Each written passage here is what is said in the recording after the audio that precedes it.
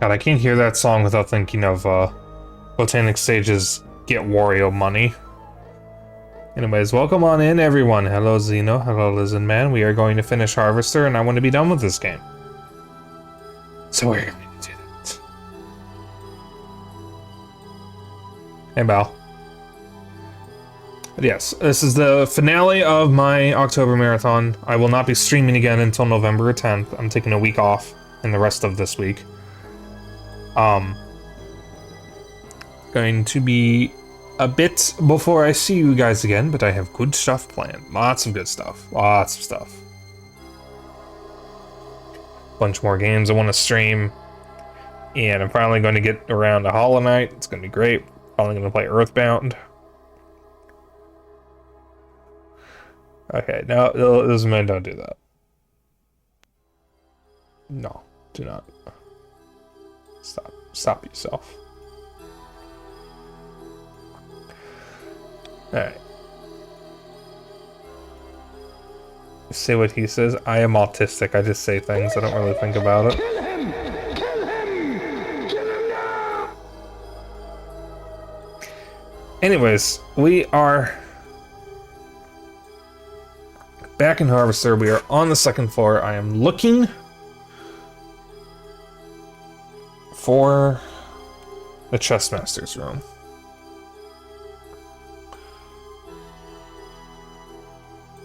It's a Chessmaster's room. Okay.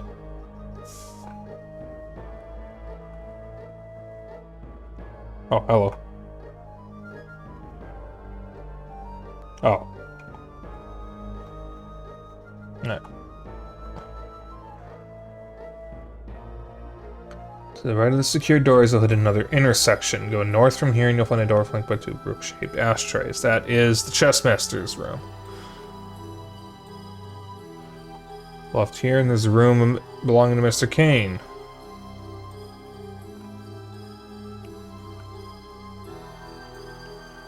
Alright, maintenance man in the ballroom to the east of the intersection. Got it, got it, got it. Skibbity. No. No.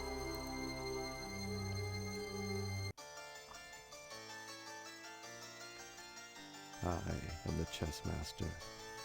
Any initiate who wishes to pass this way must do so over my dead body. Being a civilized man, I offer my opponents a choice. Solve my problem or fight me to the death. Do you know how to play chess?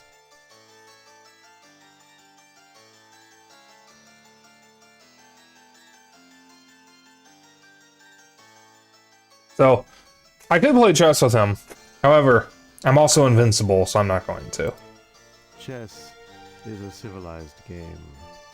How sad that we must now resort to a less civilized form of conflict.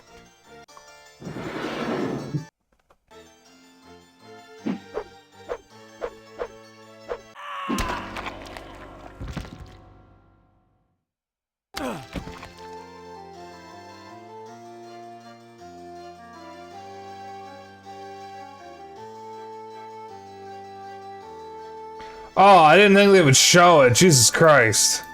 All right.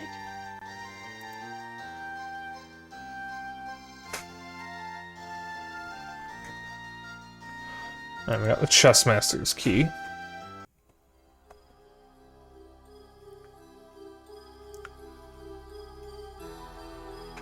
Horror game showing something horrible. How scandalous. Shh. Hush.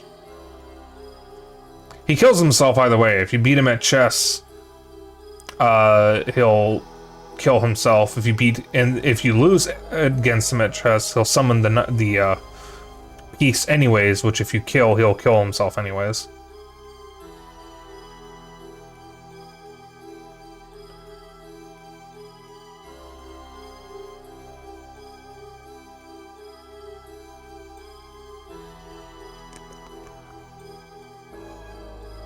Alright, and we go to the ballroom.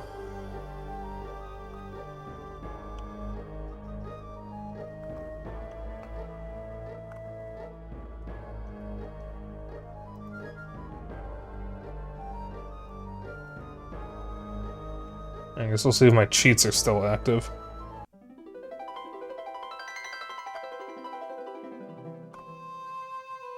Excuse me, you can't come in right now. I just mopped the floor. Hey, buddy, give me a break, will you? Keep off the floor. You think just because I'm a janitor, I got no pride? That's all I got to do all day is clean up after you rich bastards? Take a hike before you get hurt. All right, buddy. You asked for it.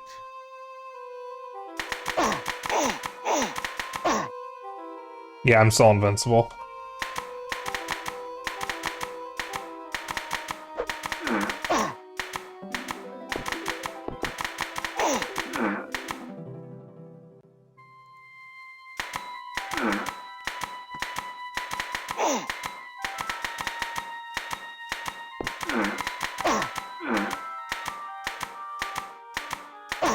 Oh, I have to right click. Okay.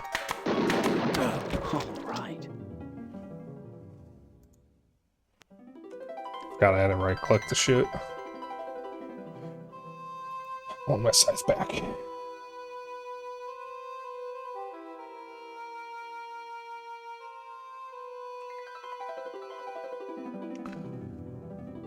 Alright. Pass the maintenance, man. Door is locked. Ah, but we have the chest key. There it is.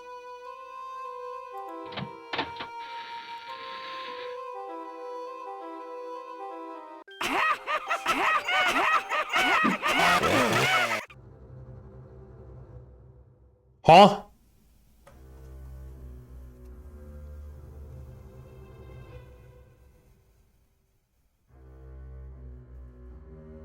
Wait, how did I die? I was invincible.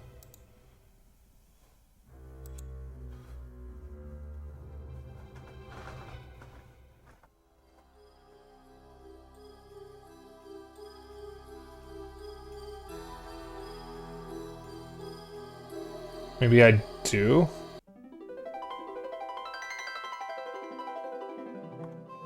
Oh, I guess I do.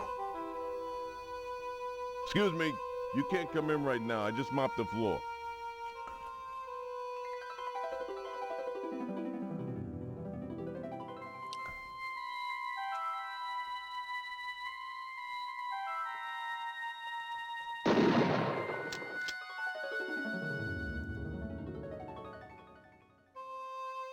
I didn't realize that,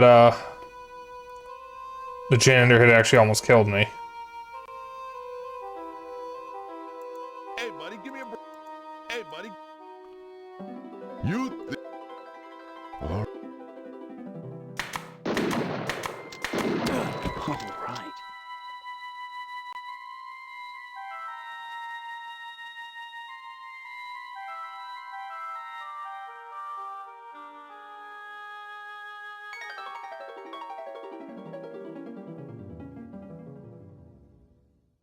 Yeah, I didn't even realize I had taken damage when I checked the first time. I thought I was still good.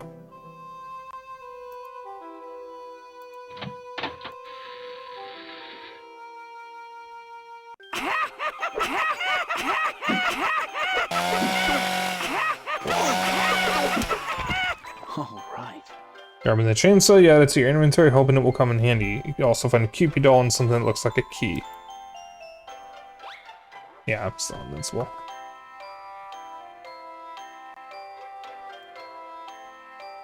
Ah, it has ammo. Okay. I will keep the scythe. I gotta get back up to where I was in the guide. Cupid doll and a QP key.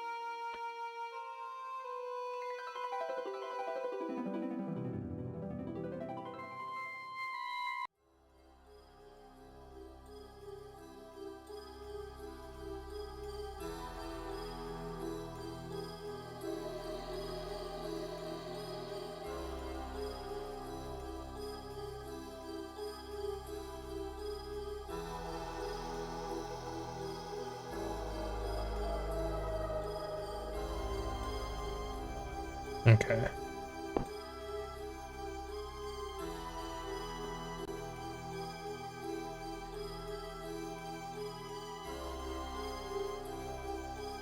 There it is.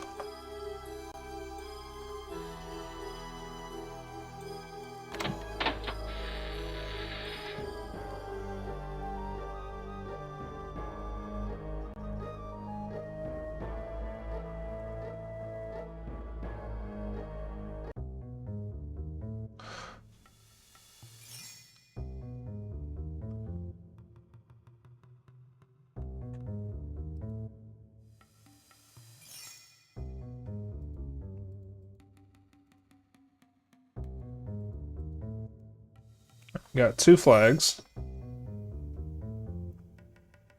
The tear in the curtain behind you.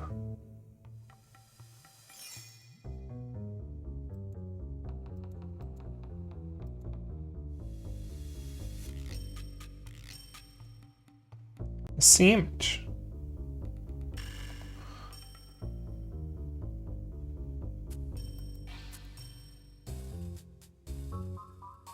Alright, wooden planks. Lunchbox sandwich. Off the screen to your right and find the other half of the backstage. Another wooden plank.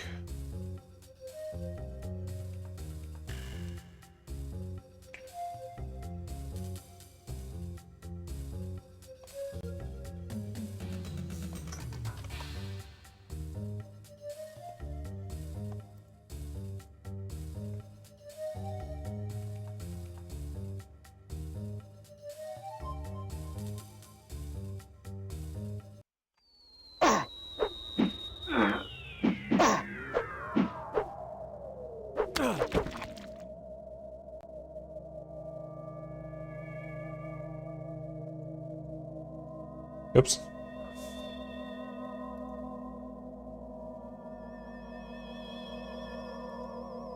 One in here.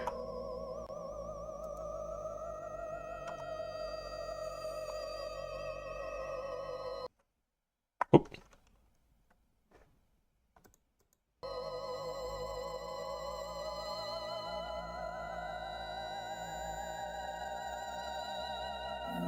There we go. Okay.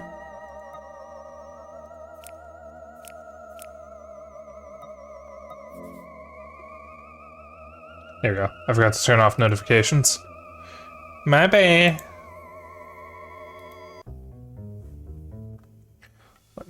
Refill the chainsaw. Look next to the curtain on the left side of the screen. 2 masks that you can manipulate.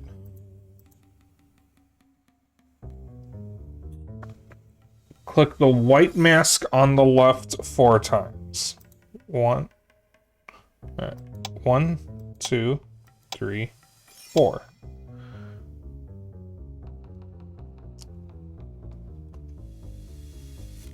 And the black mask on the right 7 times. 1, 2, 3, 4, 5, 6, 7. Something has happened.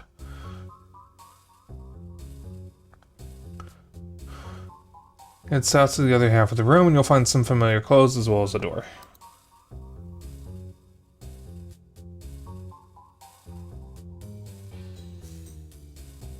Oh, sorry. I have to go through the door first to see that.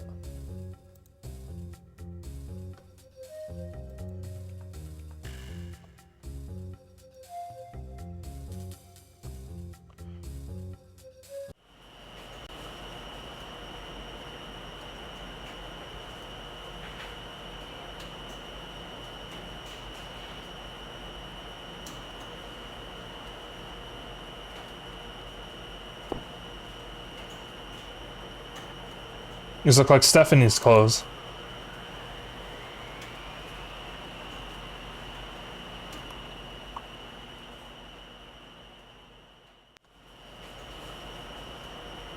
And we got a potential game over here.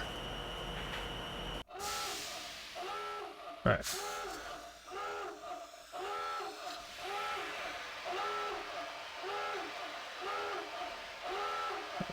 Walk over to the left.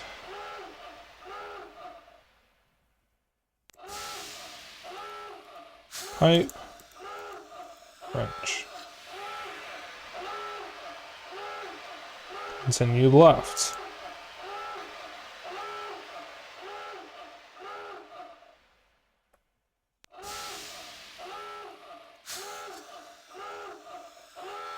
Alright, 2 pieces of pipe. Combine the 3 pieces to make an S piece. Well, that didn't work.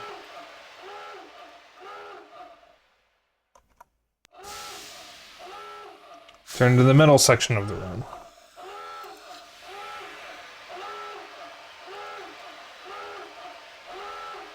Operate the valve that's above the left end.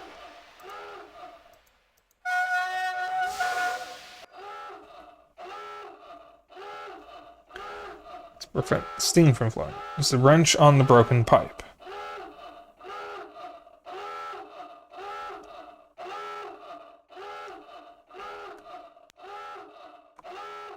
Where's the broken pipe?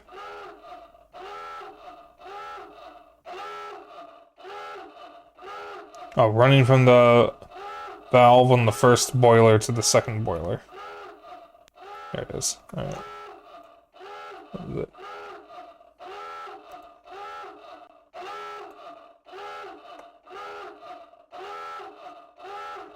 Alright.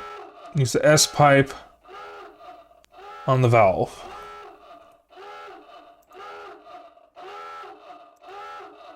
Turn it back on.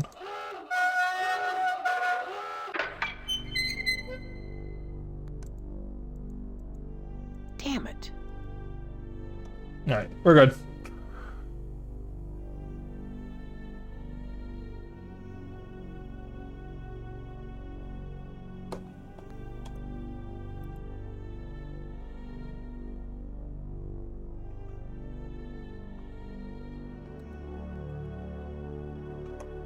Damn it, you lived. You wanted me to die? How could you?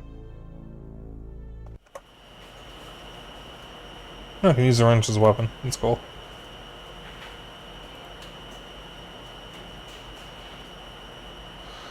Alright. So it's the door on the left leading deeper into the lodge. Okay.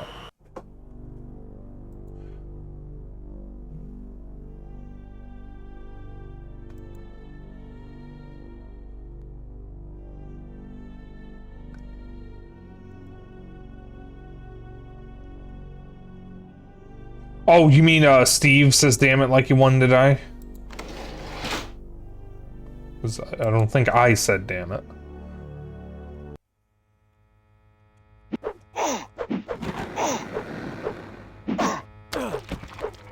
Fuck off.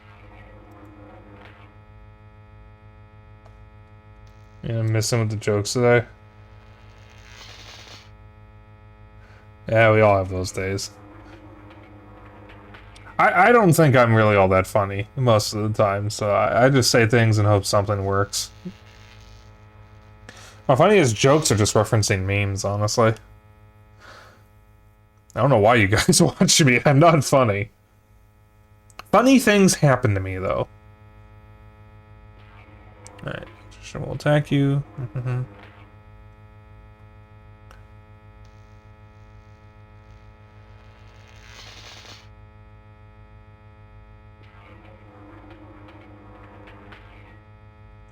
Alright, so first things first, we got a room with lava, and both of these rooms are timed.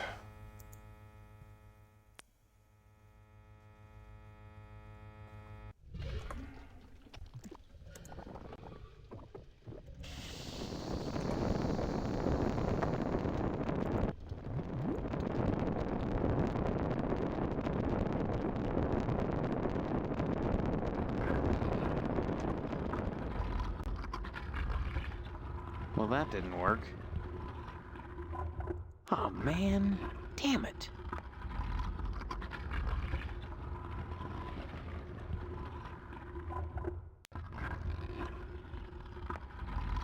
cement bases. Okay.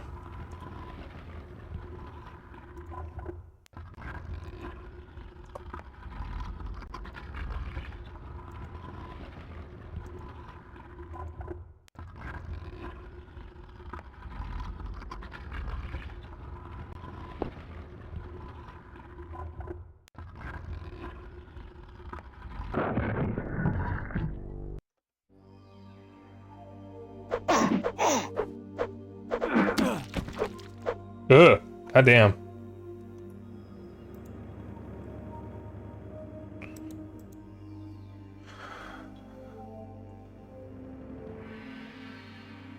Climb the rope.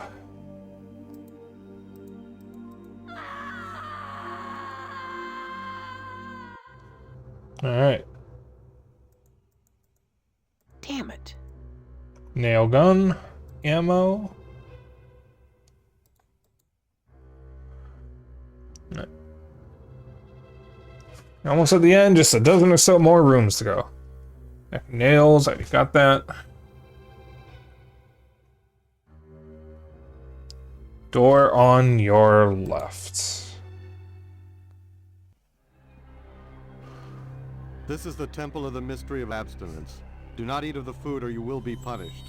All within are hereby bound to a vow of abstinence.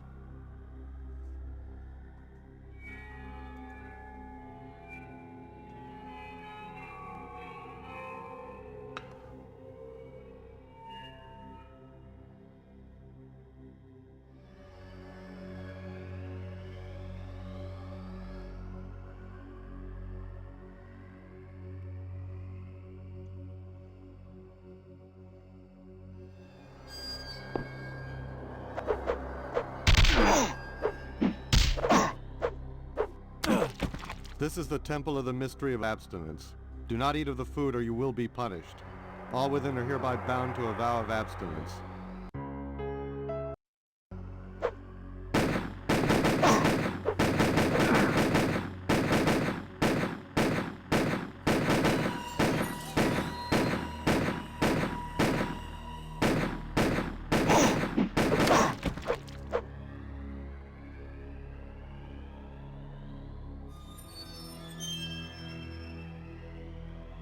Go through the central door and you'll enter the mystery of motherly love. Oh boy, is that the room with the thing?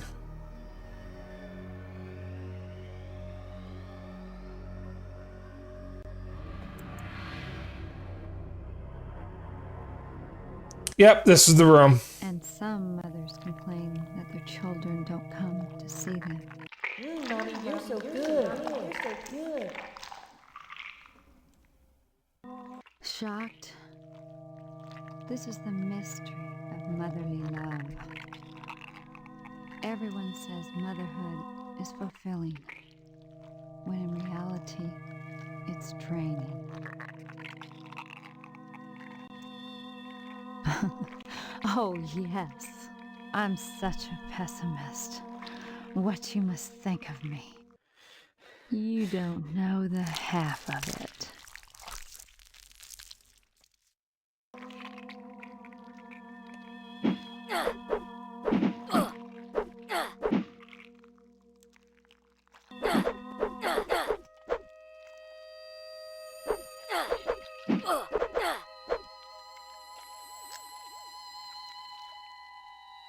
Okay. Central door. Temple of the Mystery of Religion.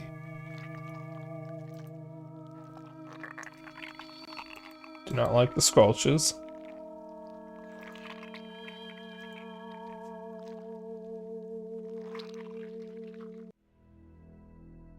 Welcome to the Temple of the Mystery of Religion. The mystery is thus. Those who preach love and mercy in God's name are often those who called for the death of heathens. Do you believe in God, my son? The steel door with the one ring. No. You have not seen the light, my son. But we shall open your eyes, even if we must shut Why are them there first. statues of cows' asses in the windows?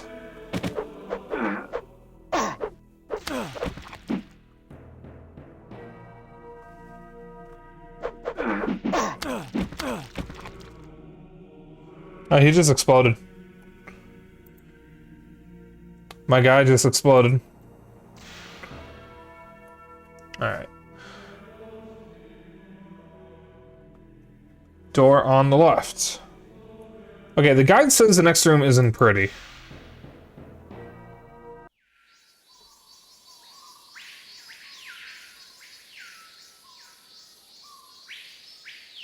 Oh.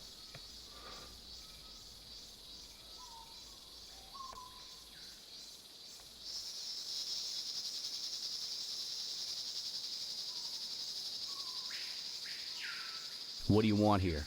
I'm just passing through. You think it's that simple, huh? Just passing through? Well, my family was just sitting around. And look where it got them.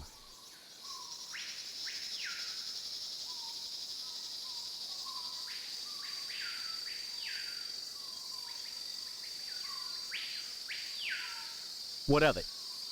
My country paid me to kill. And then when I came home, I was out of a job. They expected me to stop? Cold turkey? Is that what they wanted? A paycheck today, jail cell tomorrow? Am I a criminal or an entrepreneur? Hey, let's find out.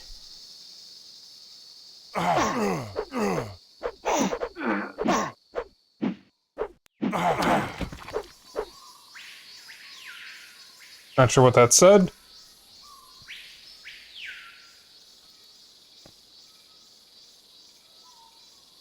Alright.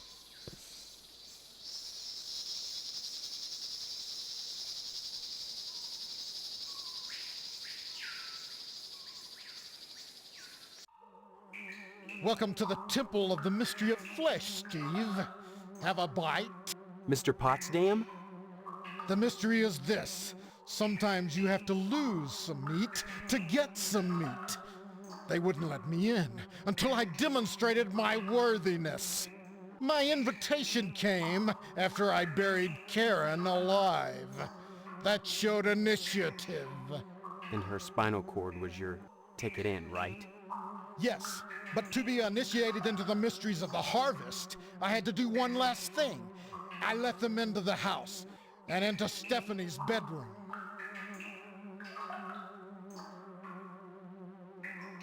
Sorry, that's not my department.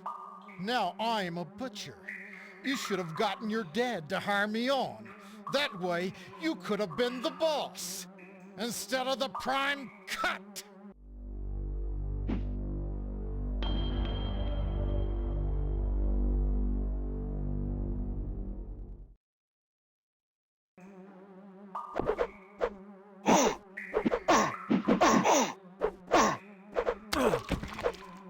Got him.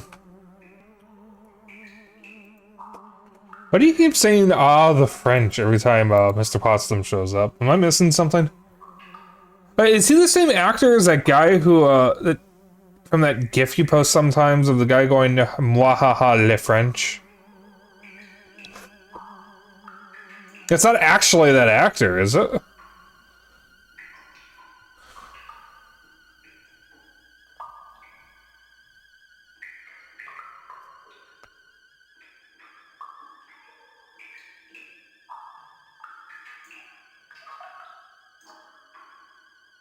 I feel like he played Owen Wells. Olsen Wells. Okay, I was about to ask.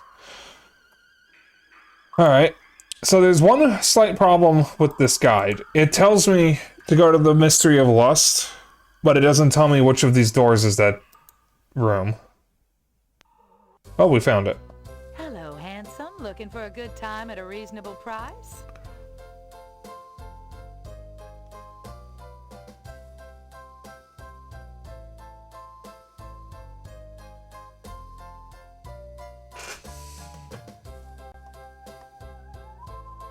I'm just gonna say no. Scorn mixed with desire, that's our lot. Such is the mystery of lust. So often the instruments of lust, as all instruments of higher pleasure, are condemned as frequently as they are sought after. If you say yes, you get an extra cutscene of Steve fucking one of the hookers, but you get sick with something.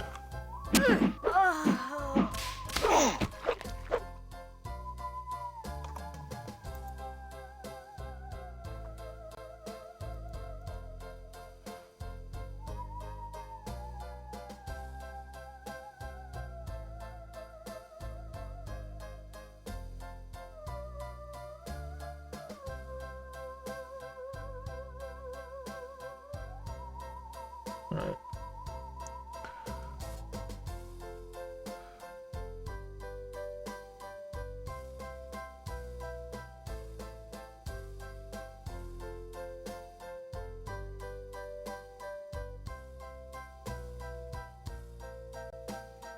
There's apparently a mirror on the ground somewhere.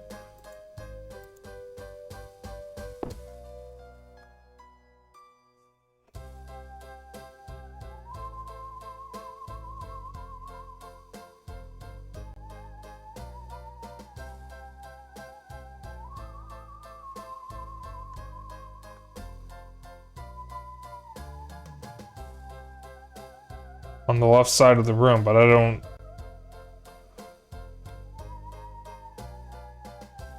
see anything.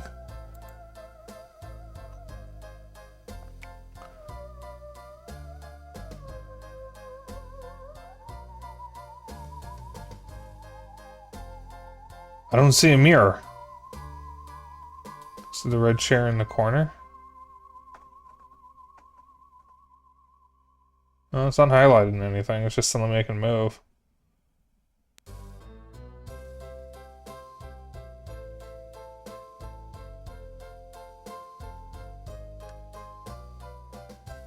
Well, I can get by with just maybe near the body.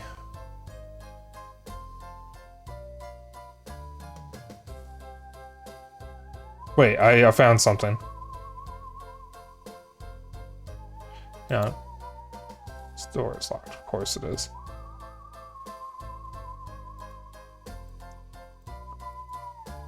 She had to die right on top of it. God damn it. That is not what I would call the left side of the room. I mean, if you tell me left side of the room, I'm thinking over here, not... I suppose that is the left half of the room, but... that's not where I would be thinking.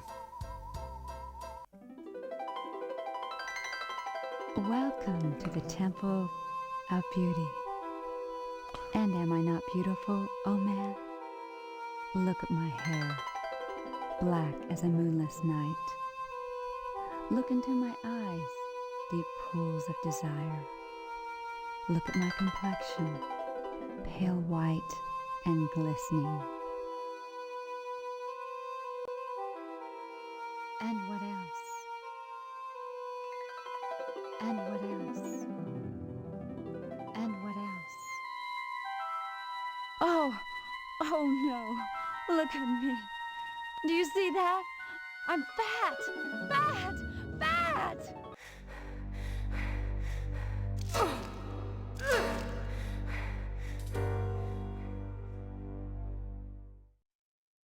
There. Am I not beautiful? Look at my complexion. Pale white and gleaming. Cool.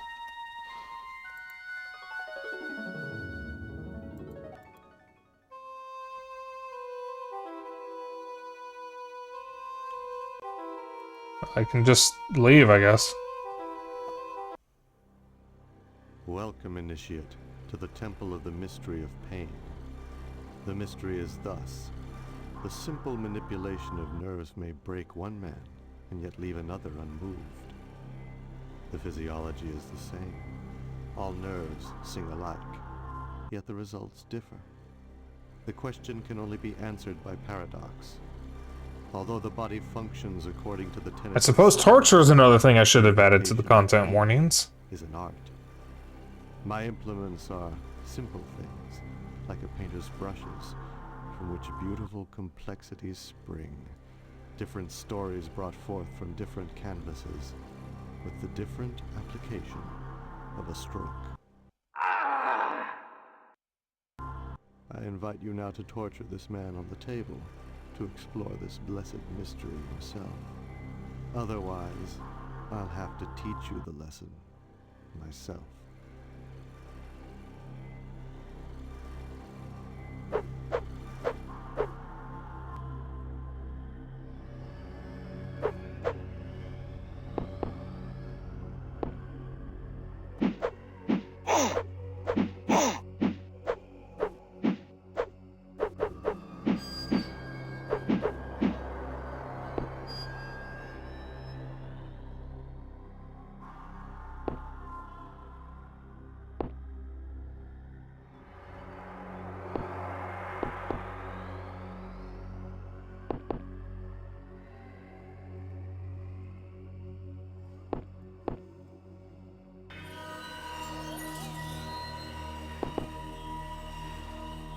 I'm gonna have to shoot him. I seem to be stuck.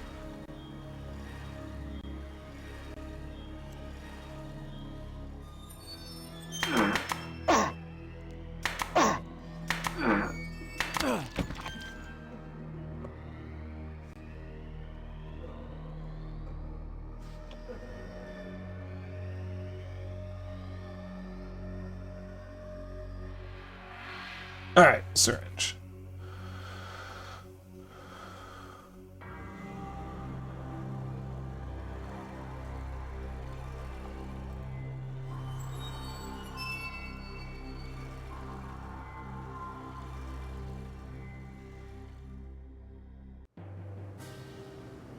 Welcome to the Temple of the Mystery of Charity. What mystery is there in charity, for God's sake? The mystery is thus. Any act of charity is an act of selfishness, for in any charitable exchange one must take from another, and one is always left the poorer.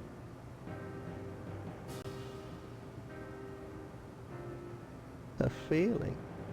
Discouraging answer, initiate.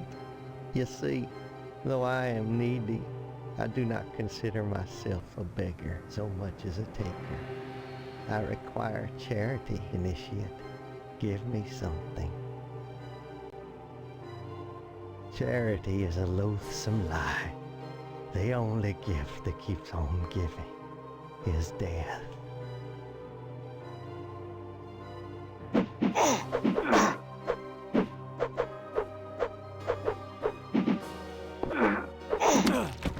Ugh. Oh god, gruesome. Alright. Bad you didn't have a girly mag. Too bad.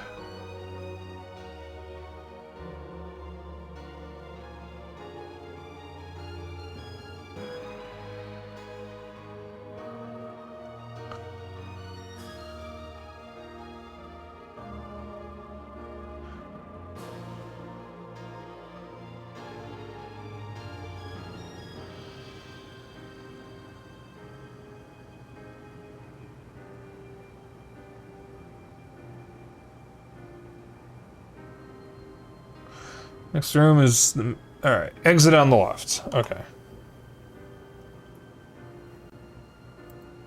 You just needed some quality time. You just needed to jork. Straight up jorking it.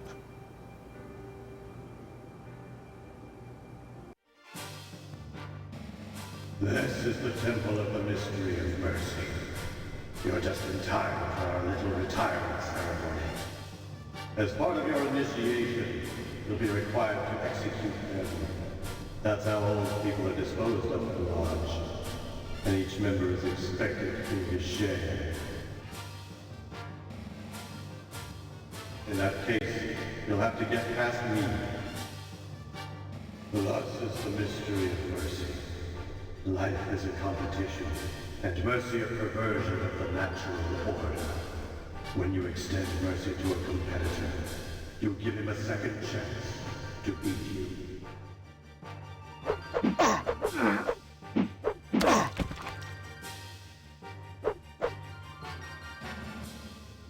Oh.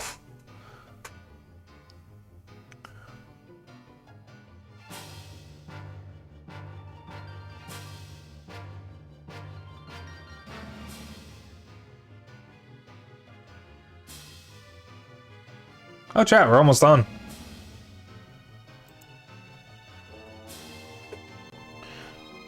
I'll kill them anyway. No. They can just sit there.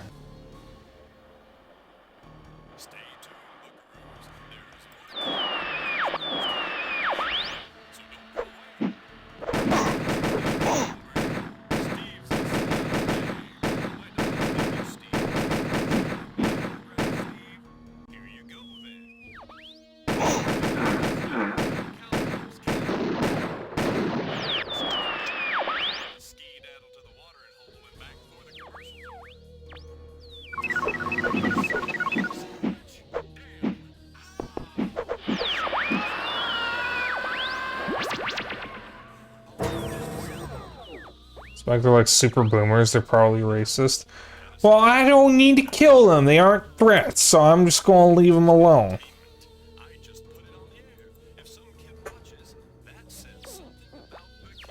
Right, go through the door behind the TV in the middle of the room and you'll end up in the penultimate chamber of the lodge.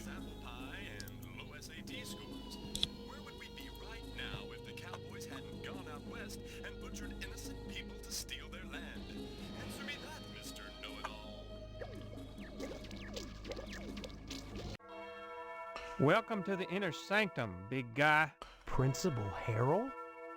Within the inner sanctum, you will address me as Vice Muck Harold, second in command to the Grand Muckety Muck. He of the Fez and Buffalo Ham, the secret handshake, the funny passwords. Only fitting, given that my role has always been that of an educator, and Harvest is one big classroom. What do you mean? You'll have to kill me to find out what he means, big guy.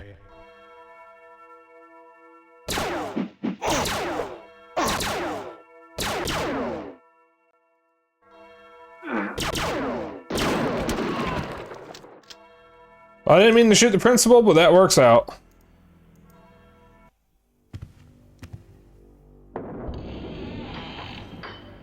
This is always a great moment when the initiate passes over the threshold and becomes a brother. Stephanie? I believe you have something for her.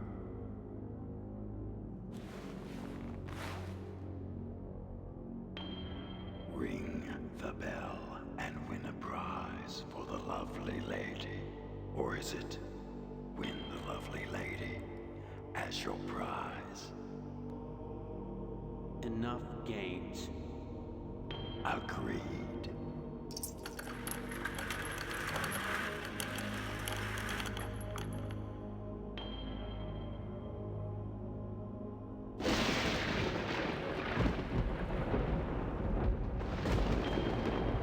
Each time you climbed the rope, you caused her pain, but you always hurt the ones you love.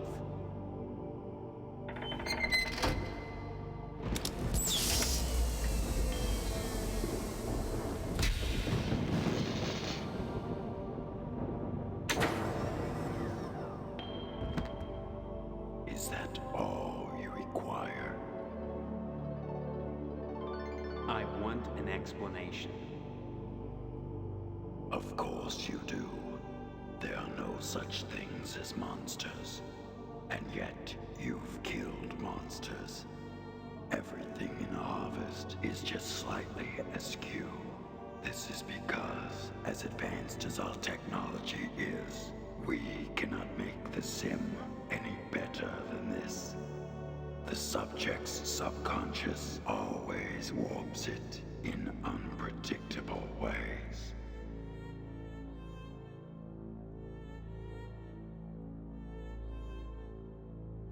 Sam? This is nothing more than a virtual reality designed by the Harvesters to test potential members. Having successfully completed the program, you have earned the right to become a Harvester. What the hell is a harvester?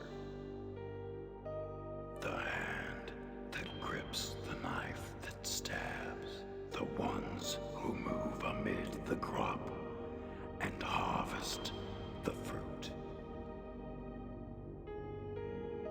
You're talking about people. Killing people. Again and again and again, I believe the technical term is serial killer. The Harvesters seek to perpetuate terror and discord for our own purposes. We do this through the random utility of murder, and we persevere through our recruitment of initiates like yourself. You want me to become a serial killer?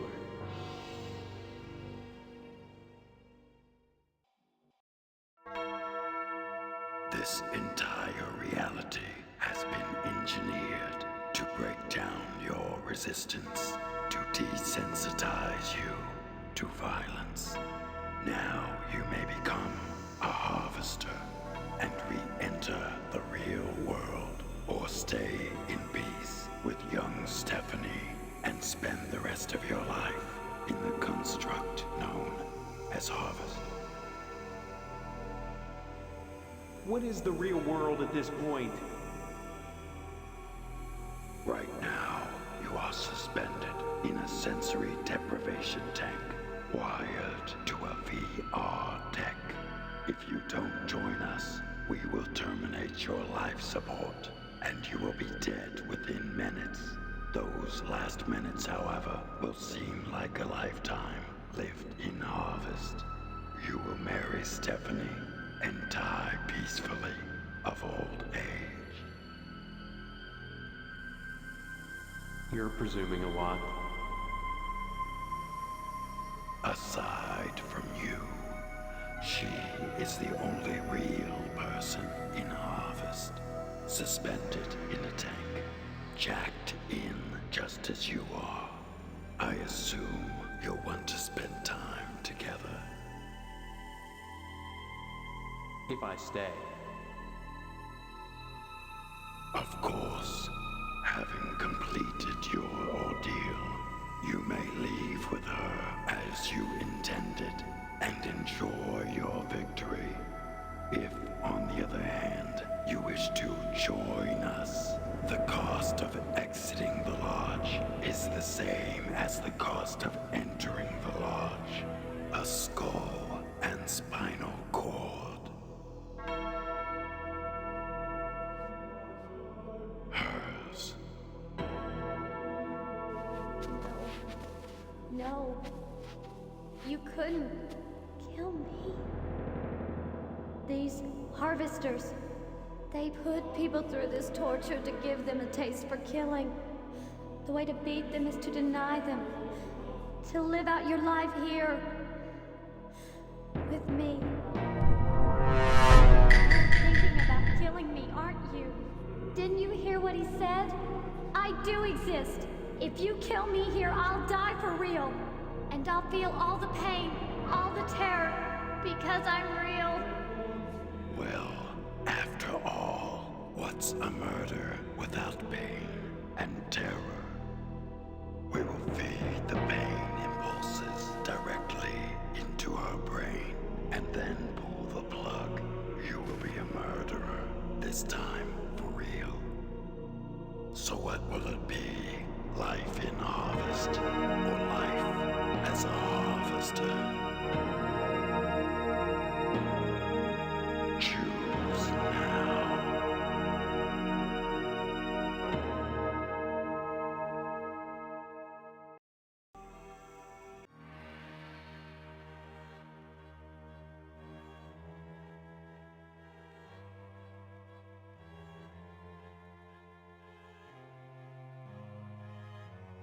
Let's see the harvest ending first. You disappoint me. You had possibilities. I'd rather die than become as twisted as you. You've made your choice and succeeded in your quest. Enjoy the life you've chosen, such as it is.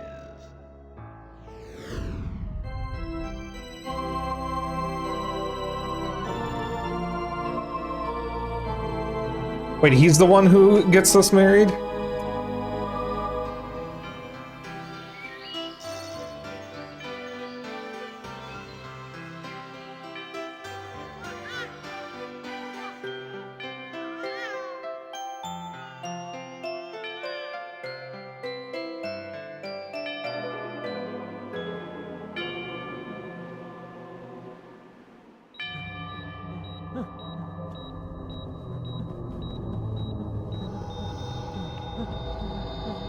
What a waste.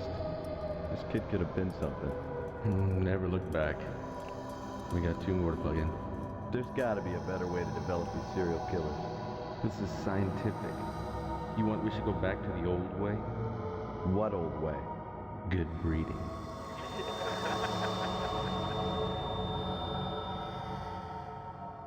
What did you say the old way was?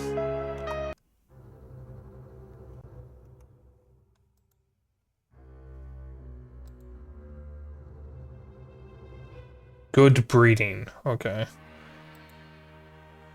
Please help me. Steve, don't do this, please.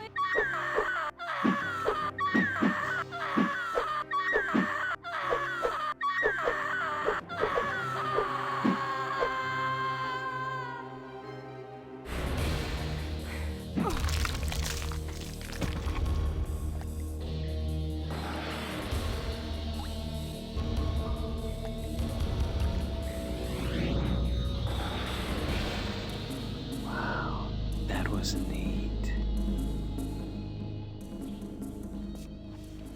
Welcome to our order, brother.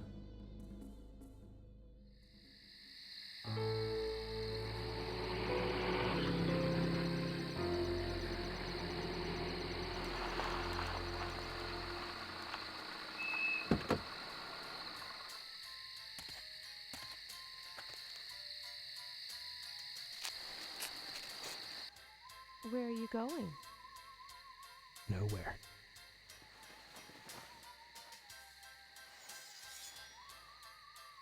Nowhere at all.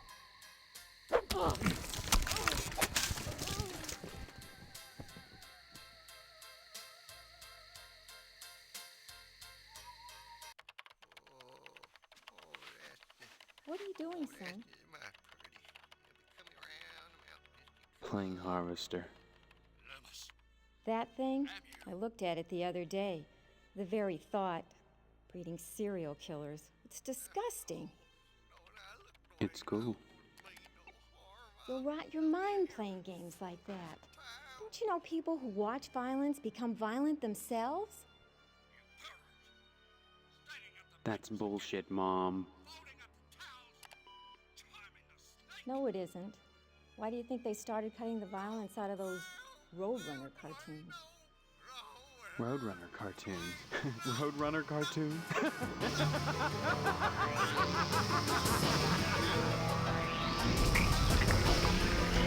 Ugh.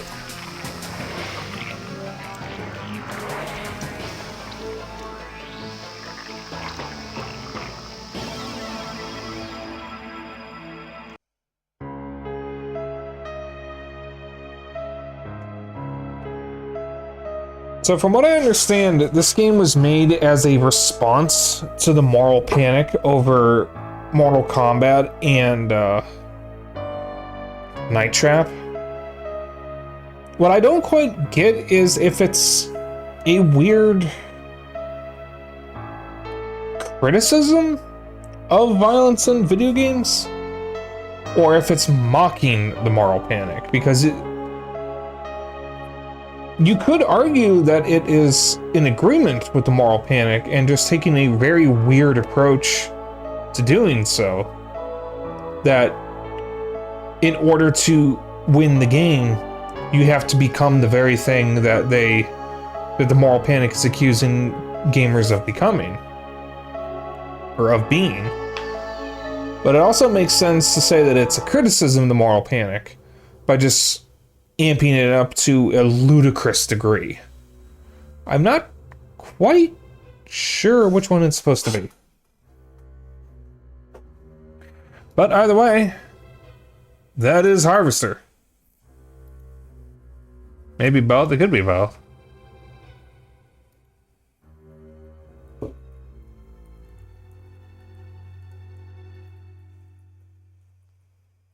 Alright. That is the final game of our marathon. Alright. I actually could have finished this last night and I would have had an extra day of a break.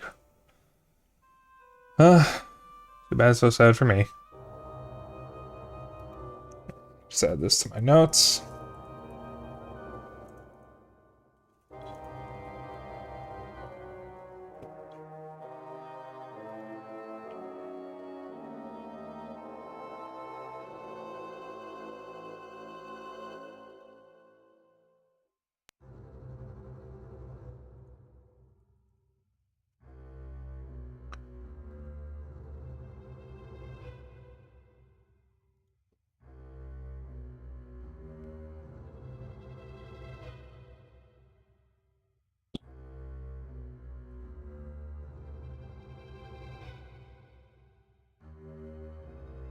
So, overall,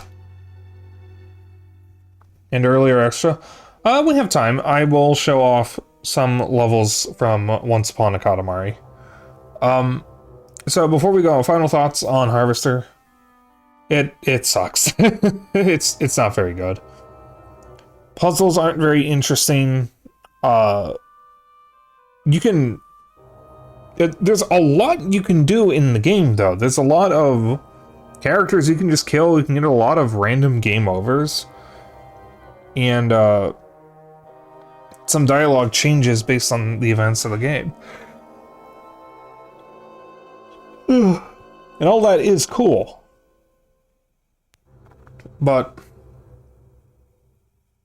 I don't know, it all leads into some of the worst combat I've ever experienced in a game like this, or in a game in general. Yeah, for the time, it's definitely got some unique stuff going on, especially for point and clicks. I don't think many point and clicks have all the alternate dialogue that you can see just from the events of the game. So the characters around the world of the game do comment on everything that happens, and I didn't talk to most of them, so I didn't really see all of that. And you can kill almost every NPC, which is interesting. Because not a lot of games let you do that. And especially you can kill the children, which is kind of unique, though maybe not necessarily something you want your game to be known for. The music was serviceable, though I don't think there's any songs that really stand out. Sound design was... it sets the tone well. There's like disgusting noises where there should be. Nothing that creeps you out, but yeah, there was the UFO whistle thing.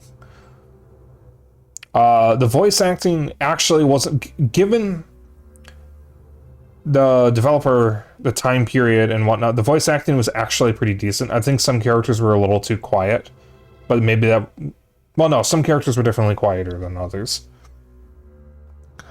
Some characters didn't really have great voice acting, but it was stilted enough to make them seem maniacal, which I think fits the tone of the game and the intent of the characters.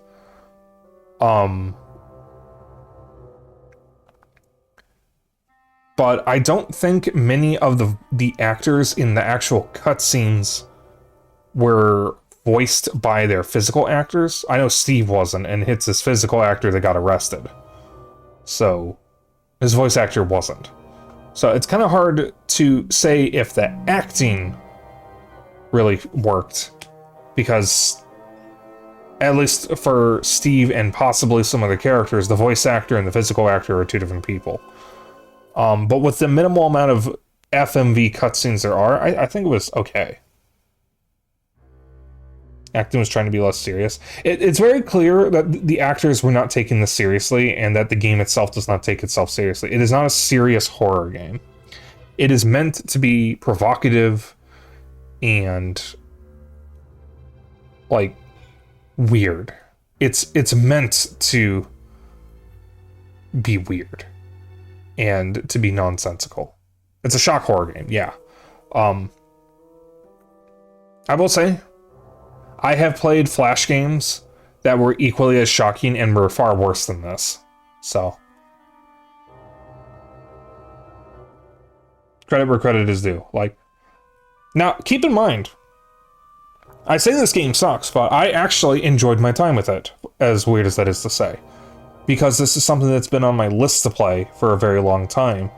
And while I do think it is a gross game, I do think it goes a little too far in some parts, and I do think it has aged poorly in some ways. Whether or not the things like racism was intended to be viewed as bad is its own topic, but I actually enjoyed it. I don't think it's a good game. Maybe I would come back to this in a few years to show it off again. Who knows? I have definitely played worse games. I'm so yawning while I'm talking. But that will be it for Harvester. Yeah, okay, that's a good point, pal. The whole thing was a simulation to turn you into a serial killer. Yeah. So, like, I don't think you can take anything any of the townsfolk say at face value. Hell, you could even argue that them being shitty people is to push you to become a serial killer because it makes you not think twice about killing them. You could easily argue that. Because, like, you are more likely to kill someone you don't like than you are to kill someone you do like. In a game, let's just be clear, I'm talking about in a video game. You are more likely to kill a character you hate. If someone yells at you and calls you a slur, your natural reaction is probably going to be decking them in the face, and if it's a violent video game, probably a little more than that. So it would make sense to make the townsfolk weird, nasty, racist, awful people, because as far as the simulation is concerned to push you to be a serial killer, that would push you in that direction. And also ties into the whole fact that it's a meta-commentary on violence in video games. But that will be it for right now.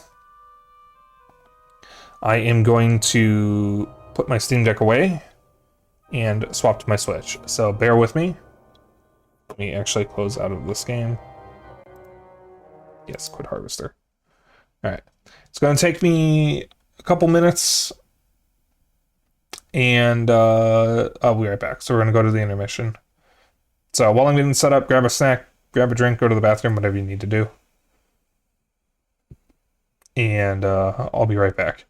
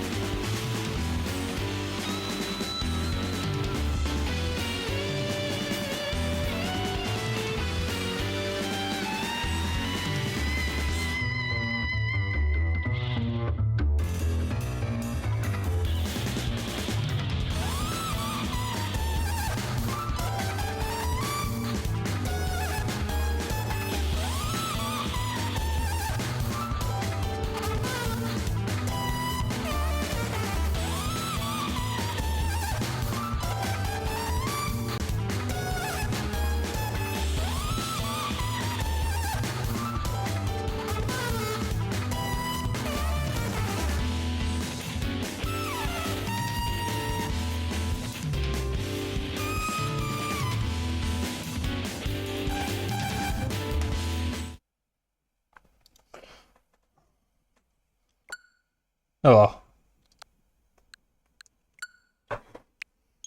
We are here with Once Upon a Katamari. Alright, let me change the title and category.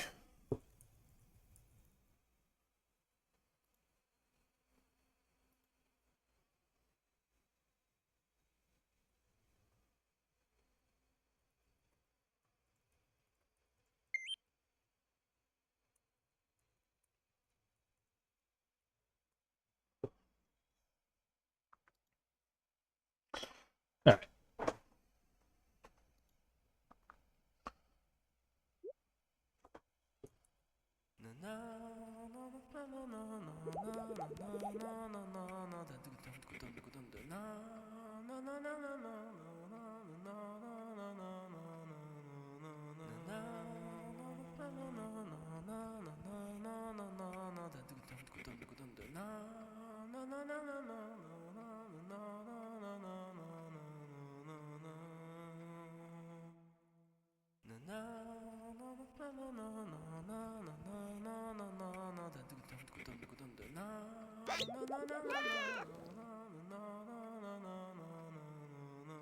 Luigi's Mansion is out now.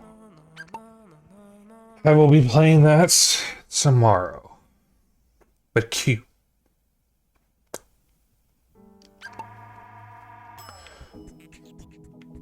Yeah. So before we get started in the game, let me just show off. Actually, let me talk about what the story of this game is. So I've already finished this game. In fact, I'm actually completely done with it. I got all the cousins and the presents, so I'm satisfied. I'm gonna come back to it periodically to get the rest of the crowns. And there's a bunch of cutscenes I'm missing. I don't know how to get them. But the gist of the game is the king of all cosmos and his family were cleaning the royal palace when the king found a special scroll, the Cosmos Scroll. And he started doing tricks with it to show off how cool he was. And he threw it high into the sky and it went into space. And I think like a meteor hit it or something. And it opened up a hole. No. The scroll activated and destroyed the Earth, the stars, and the moon.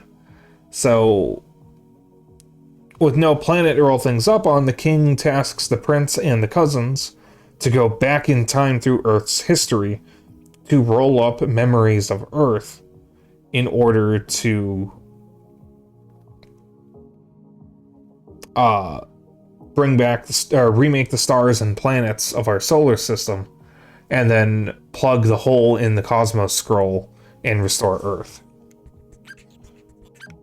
And so the periods that we have the Jurassic period, the Ice Age, the Stone Age, Ancient Egypt, Ancient Greece, the Voyage at Sea, which is basically the Age of Pirates, Edo, Japan, American Frontier, in the present day, and then the Cosmos Scroll itself. But one of the game's cool features is that you get to make your own cousins. I have made 5 so far. I made me, which is just based on Slip, because Slip is my favorite cousin. I made my friend Nuri, because she is also a fellow Katamari fan.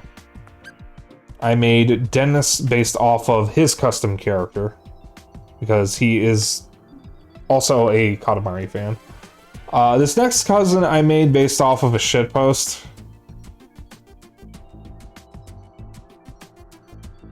Yeah, I just thought it was funny. And then Nai, the cousin Nai, has the perfect setup for pride flags. So Dennis made Bye Bye, which is Nai colored to the Bye flag. I made Pan Pan, which is Nai colored to the Pan flag, because I'm Pan. So I'm going to play as me for this. Oops. There we go.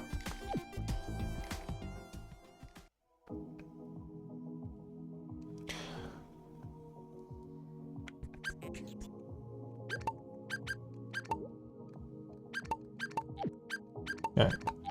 Chat, what are we gonna wear? Finally got the last few presents. One of them is a mowed lawn, which I think is really funny. Also, I'm not missing a present here. This one's just a gap for some reason. I don't know why. Starting here is the DLC, which you'd think, okay, they're gonna do that for the others. But starting here is the DLC, and they don't do that for the face category. And starting here is the DLC for the body, and they don't do that for the body category. So I don't know why they do that for just the head category. But there's just a gap here for some reason, and I don't know why. Because I have all the presents, and I haven't found anything about a hidden present. Let's see.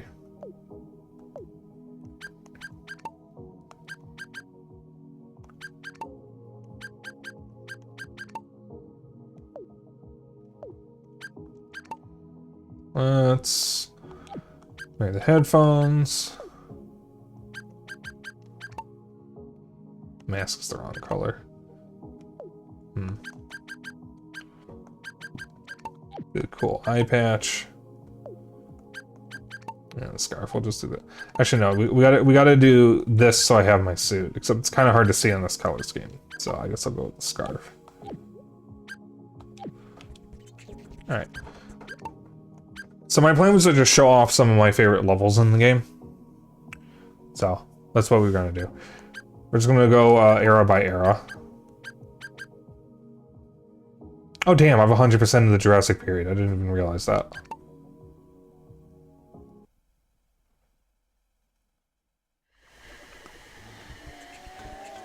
You have a kind of world select when you go to them. Oh yeah, there's also a multiplayer mode that lets you customize your Katamari.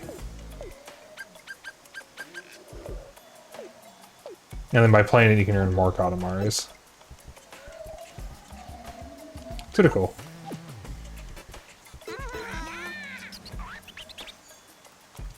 No, I don't want that.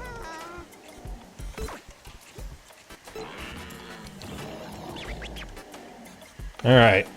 Lots of dinosaurs. So we will end stream either when it becomes 10 o'clock, or, well, more like 9:45, roughly. Or when I run out of levels that I want to show off.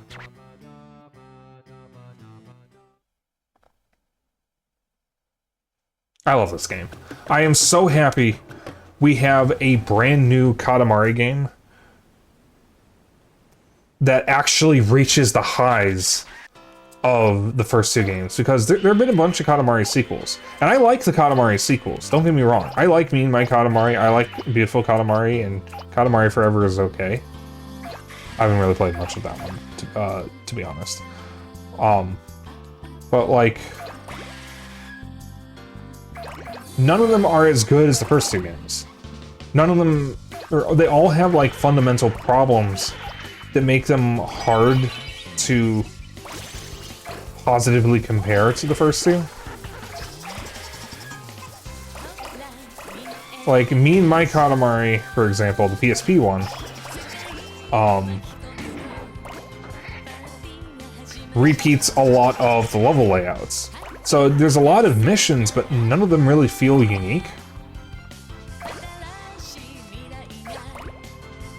And I can't really tell any of the missions apart because they give you the character you talk to wants you to do stuff for them, but it doesn't actually factor into what you're doing. Like the cicada wants loud items, but that's not the point of what you're collecting. You just roll up anything. It's just a generic make a Katamari this large. But with the level layouts constantly repeating, there's no real sense of progression through the game. Now, of course, it is a handheld game that had to deal with the limitations of the PSP. So, for a handheld Katamari, if this was back in the day, before the Steam Deck and the Switch, I would say, yeah, it's good for what it is. And then the next game after that was Beautiful Katamari, which was the first Katamari game that wasn't on a PlayStation console. It was on the Xbox 360. And it's good, it's fun, but it's got another fundamental problem.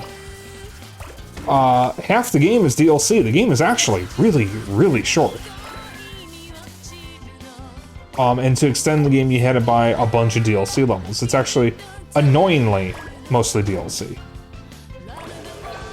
And kind of ruins a recommend for an otherwise okay Katamari game. The physics in it are also a little jank, and it was the start of the series of having physics that didn't feel right compared to the first two games. Which still kind of don't feel right in the remakes or remasters of We Love Katamari and Katamari Damacy. And then there was Katamari Forever, which at the time was supposed to be a love letter to the series and celebration of the series. Where it's just a remix of levels from previous entries, and specifically Damacy, We Love Katamari, and Beautiful Katamari. There aren't any levels from Mean My Katamari. Then there's a couple new levels. And while it's fun, it really doesn't run well. It was exclusive to PS3, and it doesn't run well for some reason. Lots of moments in the game will just, for no reason at all, just make the frame rate shit itself. And it does a weird thing where the color of the world is lost, so you have to regain it by rolling up stuff. So it makes the game kind of look a little less interesting as a result, until you get to the point where you start restoring the color. And there's apparently a bunch of alternate modes that I haven't even gotten to trying yet. So maybe there's more to the game that would make it better, and I just haven't seen it. But the problem is, it's mostly just levels from the previous entries, so it doesn't have much unique to it to stand out from any of the others. And then there's fucking Touch My Katamari on PS Vita, which came out in 2011 and was the last new original Katamari game on consoles before the remasters came out, and then finally this game. And Touch My Katamari has a different art style, both in terms of mid-gameplay and for the cutscenes. The art style for the cutscenes is a lot more westernized. The king is 3D for some reason, and he looks absolutely horrifying. And I don't remember how the actual gameplay looks off the top of my head, but I know it doesn't look as good as the original games. And everybody hated Touch My Katamari. It was so bad that it killed the series for 14 years, and we hadn't gotten a proper sequel until now. There were other Katamari games, though, but the thing is they were all mobile games. Stuff like Amazing Katamari, and I think there were a few others, but they were like Endless Runners or Gacha games or whatever.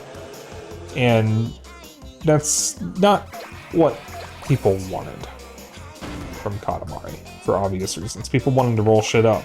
They wanted the goofy king antics.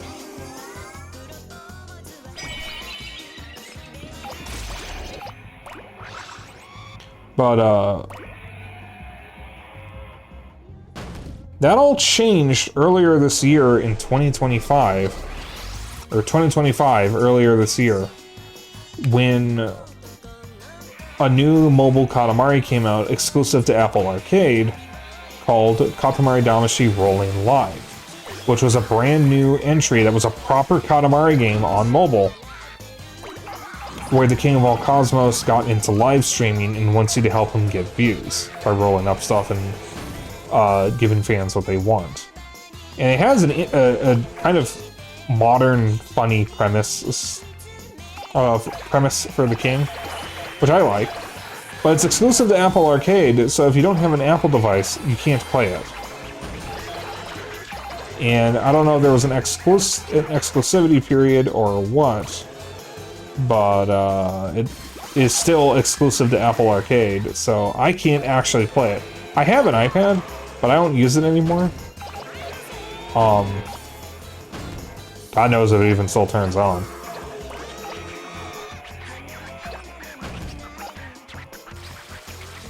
So I don't even know if I can play it. I don't even know if I can connect a controller to it or anything.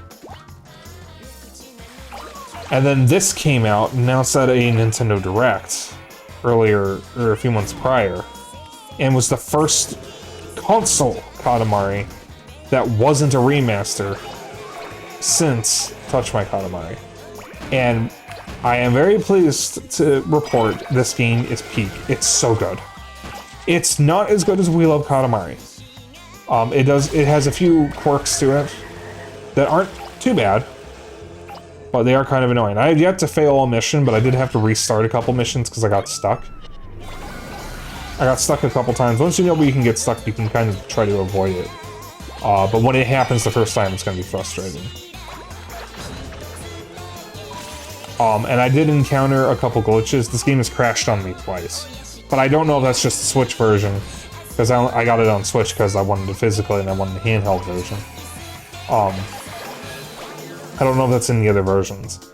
Dennis played on PC, and he hasn't mentioned any crashes yet. So, I don't know.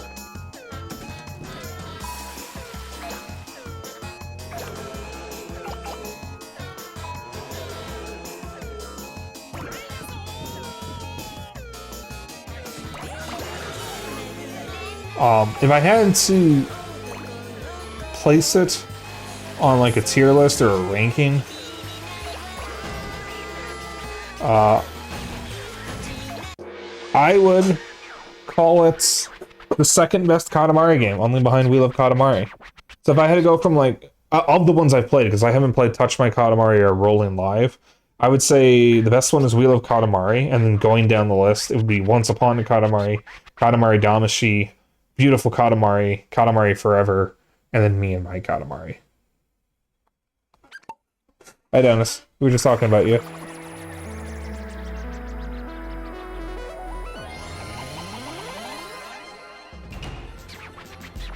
What are you saying? I was just saying that you were the, you are a friend who has played this on PC and did not report any glitches, or crashes.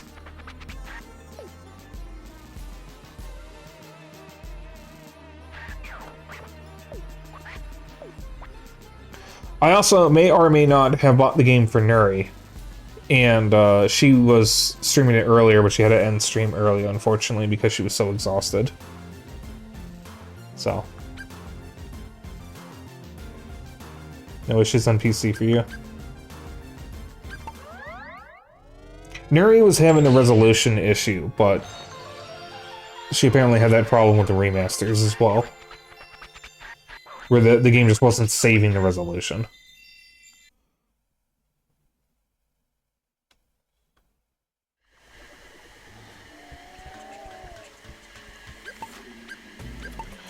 I don't like this era. I think it's got 2 missions that are boring. And then the third mission, which is actually kind of fun, you don't unlock until basically you have every cousin in the game. Oh yeah, Dennis, there's going to be spoilers here for stuff you haven't seen yet, just so you know. Did I really not get any crowns in this level?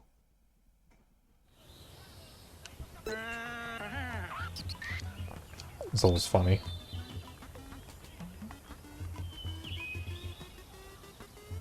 Opening video shows all the arrows? I think it does. I don't remember. Oh, I also have the music DLC, so you'll be hearing songs from the previous games. Speaking of, this game's new theme, Katamari Time, was done by Kelmiko, or Kelmiko, I don't know how you pronounce the name, which is a group that did the song Easy Breezy, which was the title theme to the anime Keep Your Hands Off Isaac-en. So it's pretty cool that they got them to do this. Ah, The Moon and the Prince, I love the song.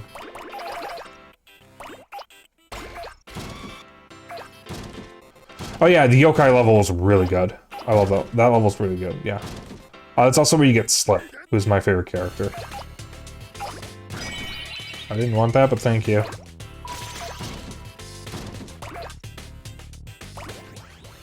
You're using Tamago? I think Tamago is one of the new cousins.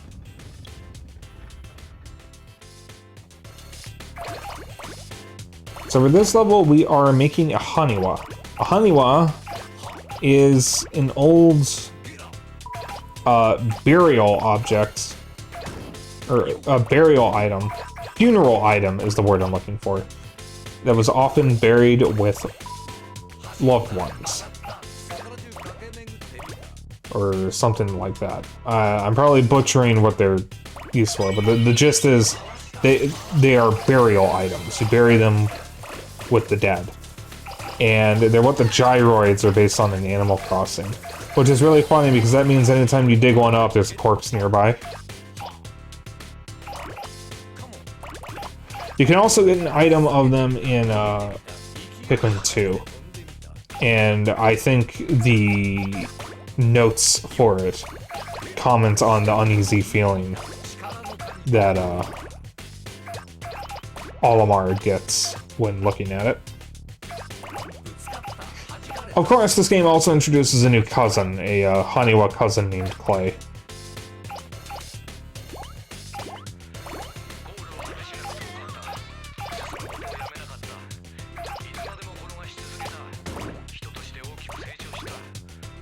So the point of this mission is we need to make a big Haniwa.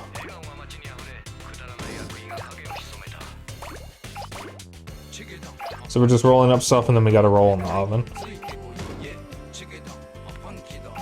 But whoever made this level must have been a fan of the Flintstones, because these cavemen have stone drawers, a stone fridge, a stone TV, and stone bikes, baby carriages, and cars. It's really funny. Alright, we're big enough now.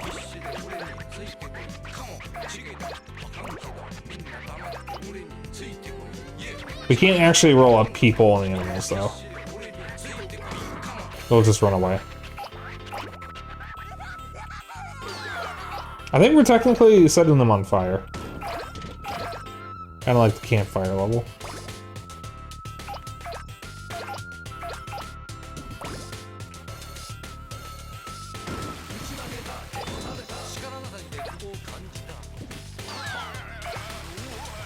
He just rolls him, floats away like that. That's funny.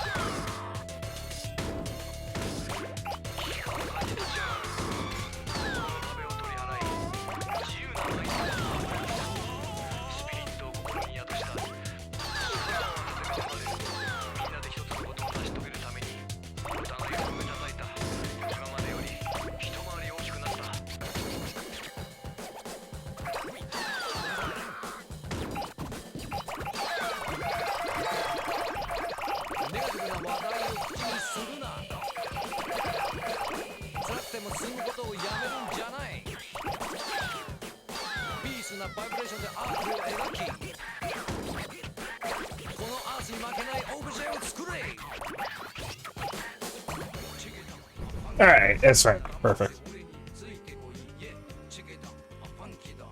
Yeah, this game also introduces little cutscenes to show what's going on in the missions.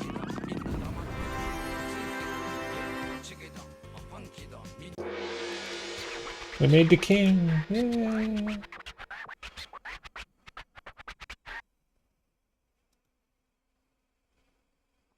Oh, shit, I forgot to announce that I was swapping games.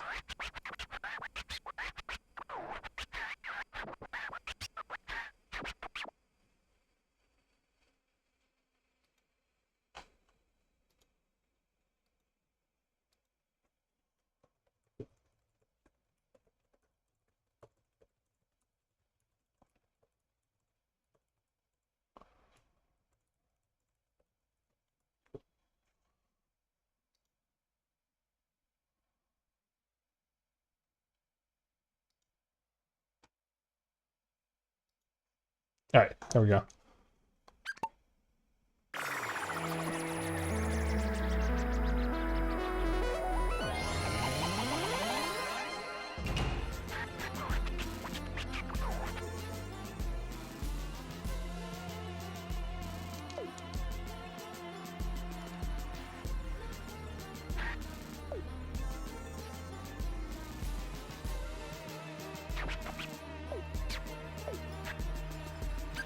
Alright, it's bigger, so yeah.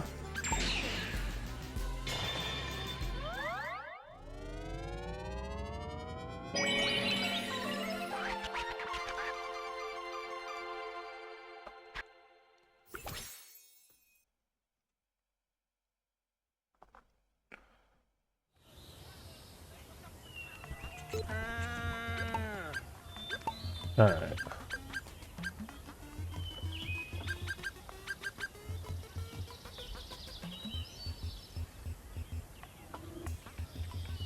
It's always pretty funny. Hurry the mummies.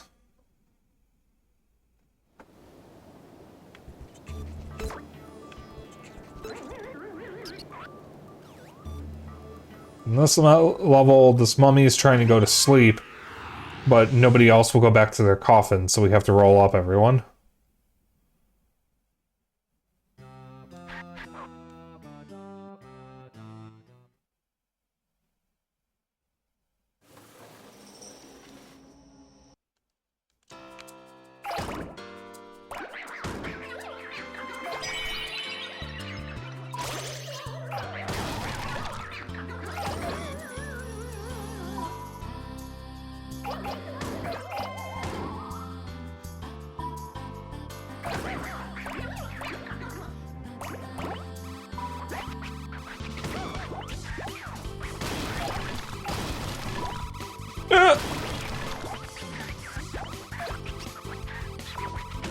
Like a mummy skull.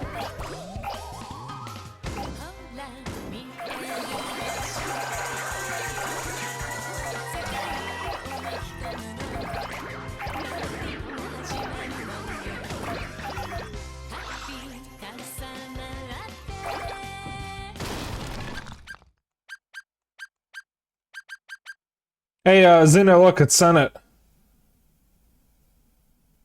It's an Egyptian board game. There's Anubis.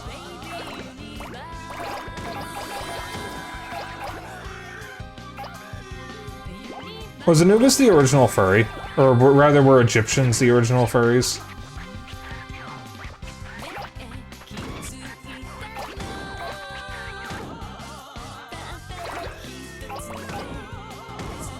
Absolutely.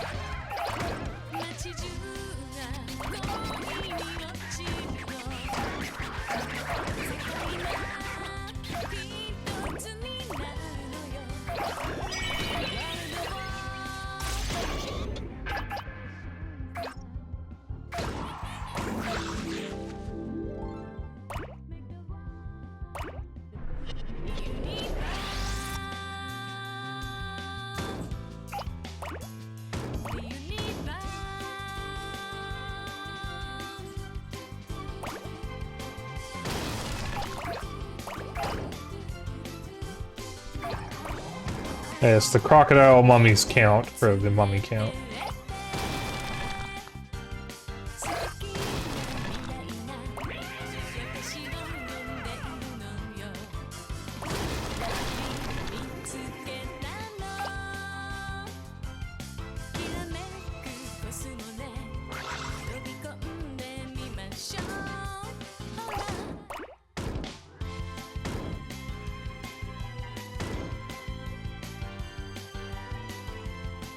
Ah, there it is.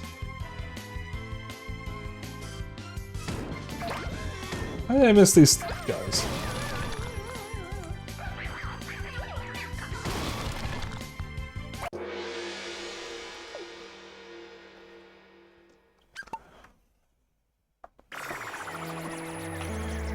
If I remember correctly, wait.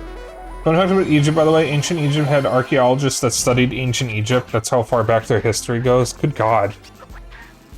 Cleopatra lived closer to our time than the Great Pyramid.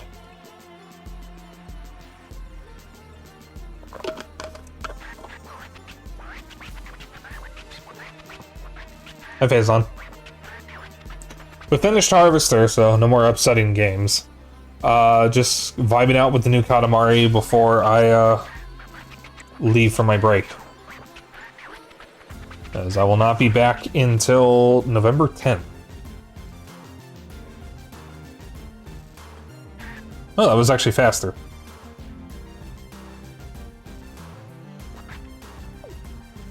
I like how they give you a percent even though you can't clear the mission without getting all the mummies. Oh, it is faster. By 9 seconds.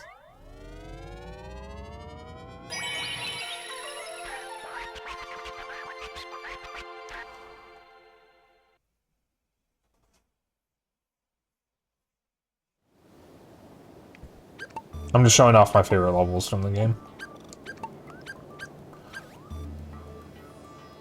Alright. This level's really funny.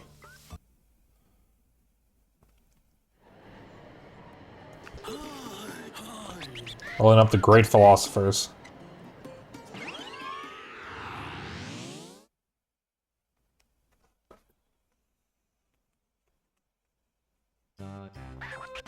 Correct. Cleopatra lived around 50 to 30 BCE. The Great Pyramid of Giza was built around... Oh god, I didn't realize it was that big of a difference.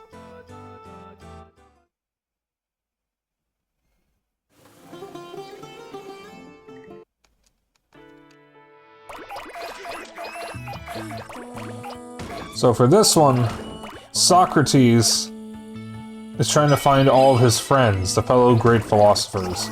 So we have to roll them up to bring them back. Also, there you go. There's a three-headed Shiba.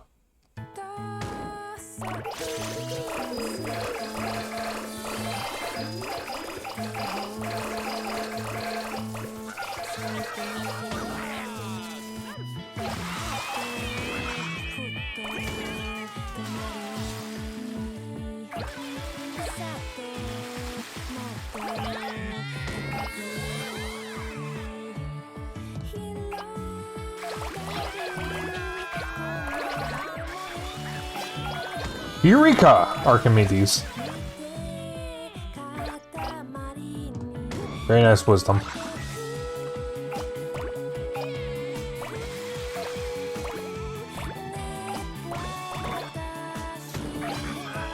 Success is the highest level of enjoyment. Fails. Or fails, I don't know.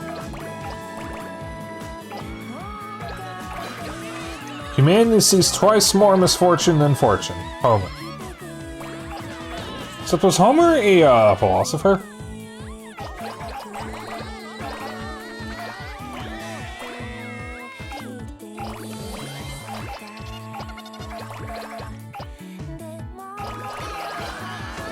Wisdom begins in wonder. Plato. Nope, Homer was a poet. Yeah. Was a race official in ancient Greece.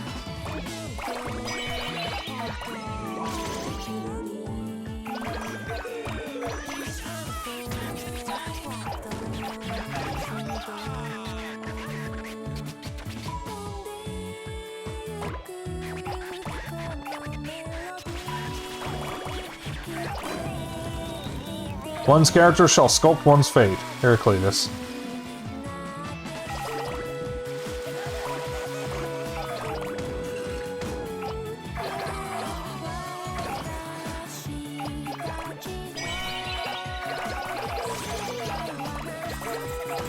Is that I don't know how to pronounce that name. Diogenes? That guy. Wasn't that a god? All things stem from numbers, Pythagoras.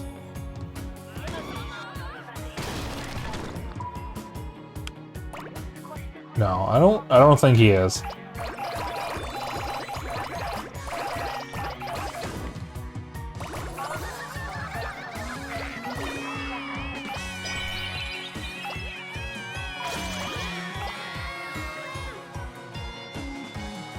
Oh, I'm thinking of Dionysus, okay.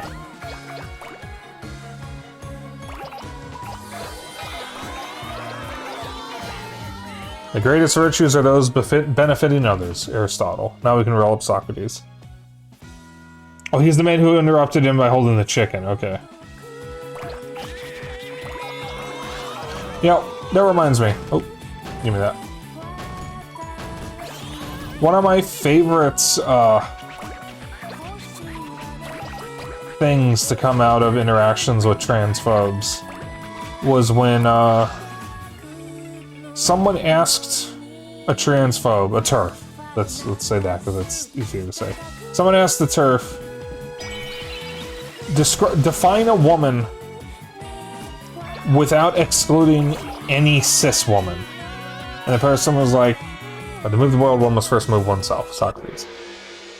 The person was like, a person capable of holding eggs, which prompted some rando to jump in the conversation with a picture of a male store clerk holding a bunch of like chicken eggs, saying, "Behold a woman."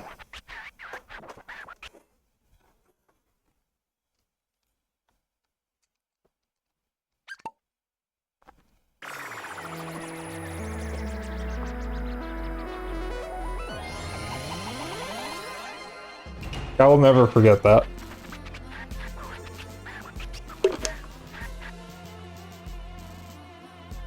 But it's true, TERFs especially cannot define a woman in a way that doesn't exclude a single trans woman, or a single cis woman. Because, a person with breasts. Well, what about women who had to get their breasts removed? Oh, a person who can give birth to babies. Okay, what if she's infertile?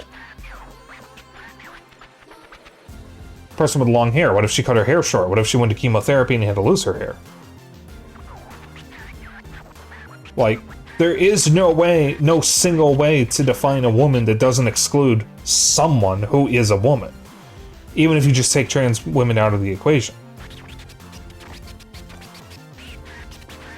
Kind of an interesting topic to get into when I'm playing a game about rolling up stuff and then throwing them into the universe.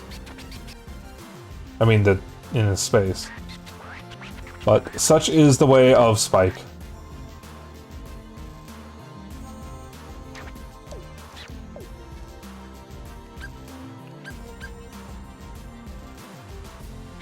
Again, it says out of 100%, but you can't you can't finish this mission without 100% of the philosophers.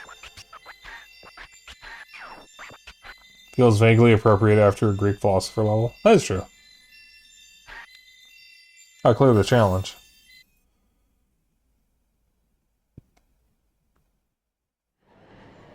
I'm still gonna butcher that name if I try to say it out loud.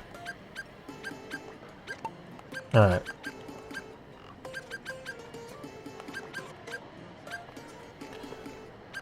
We'll do as large as possible C first. So this level actually has two different endings. It's the only level in the game that has two different endings depending on how you clear it. One ending ends with the ghost ship, the other ending ends with the ship sinking.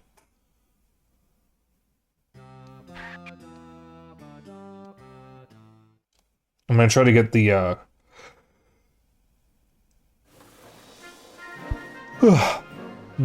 a ship sinking variation.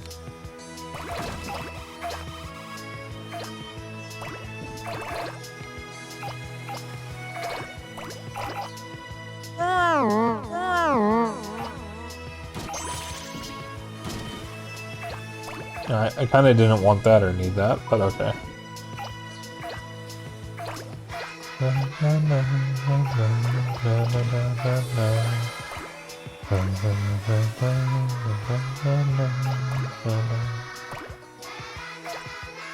Sorry, I love the Katamari soundtracks.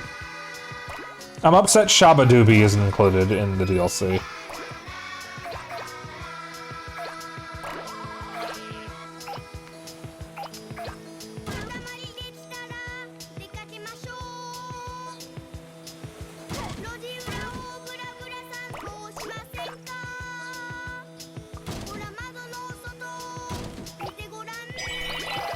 I still didn't want that.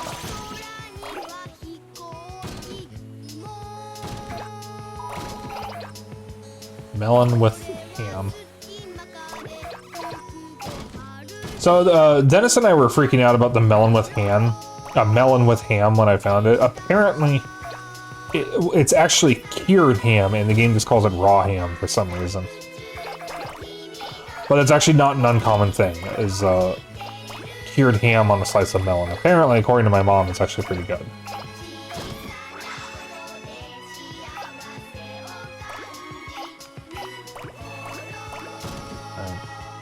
Can I get the magnet now, please?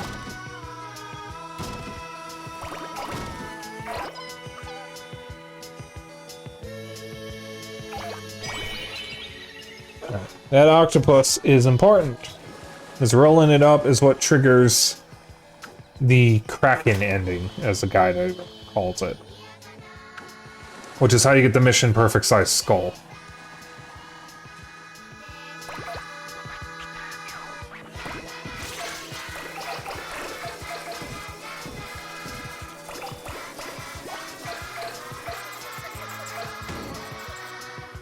Yeah, what the carrots at?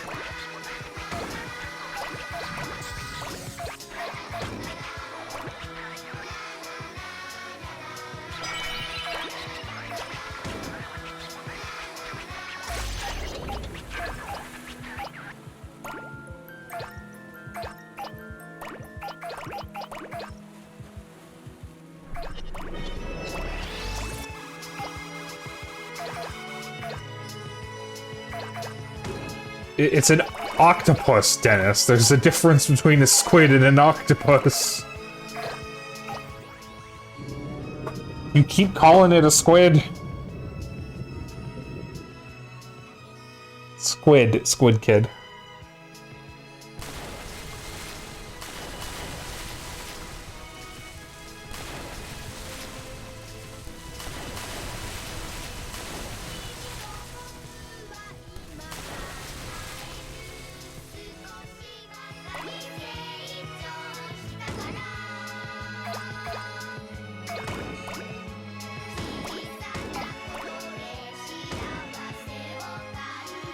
Really not big enough to roll up a life preservers? Oh, yeah.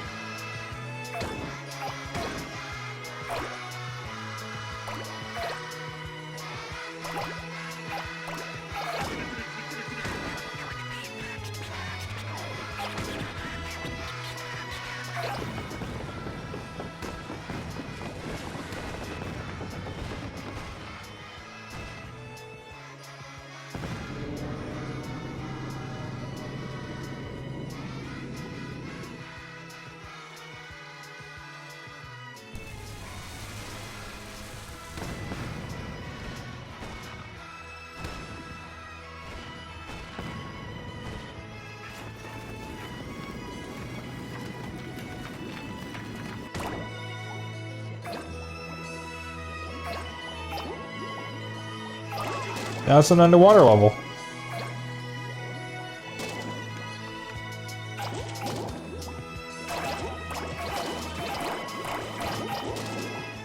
And now I can't see.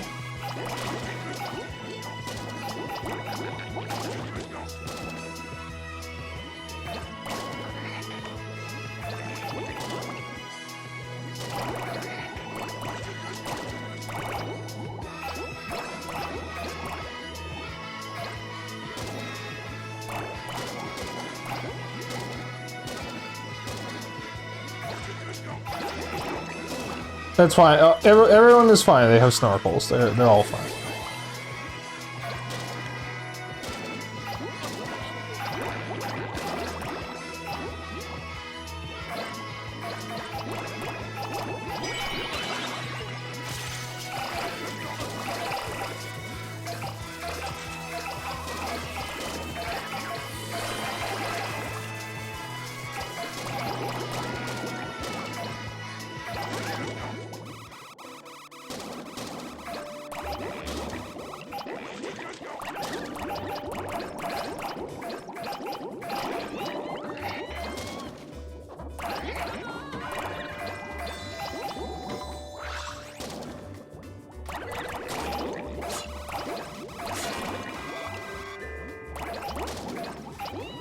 Oh, the song.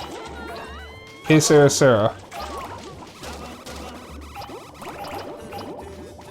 I can't look over OBS. Read chat because my chat's broken in OBS for some reason. Yeah.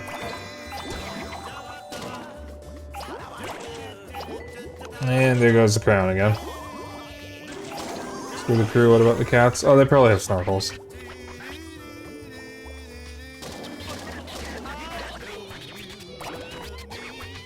There was a snorkel cat in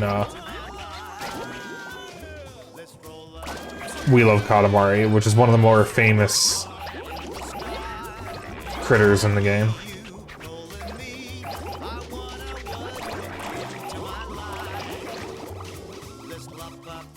The two most famous little gags in the first two Katamari games are the snorkel cat from We Love Katamari and the girl photocopying a melon in Katamari Damacy.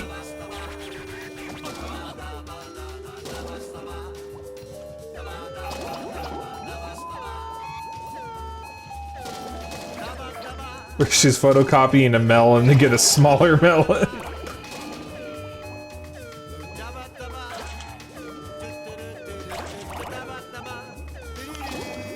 There's one of the cats. He's fishing.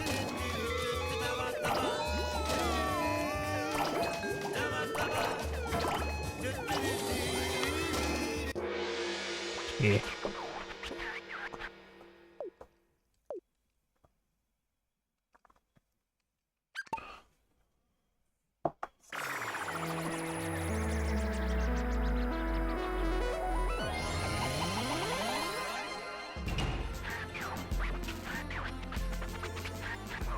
But yeah, if you guys like the Katamari series, I would highly recommend Once Upon a Katamari.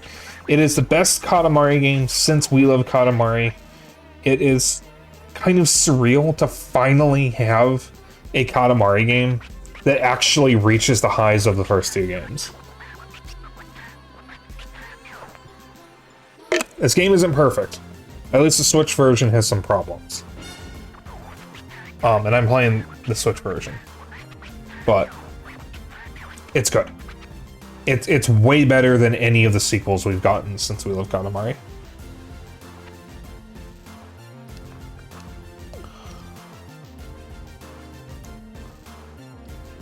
Put it away, Planet.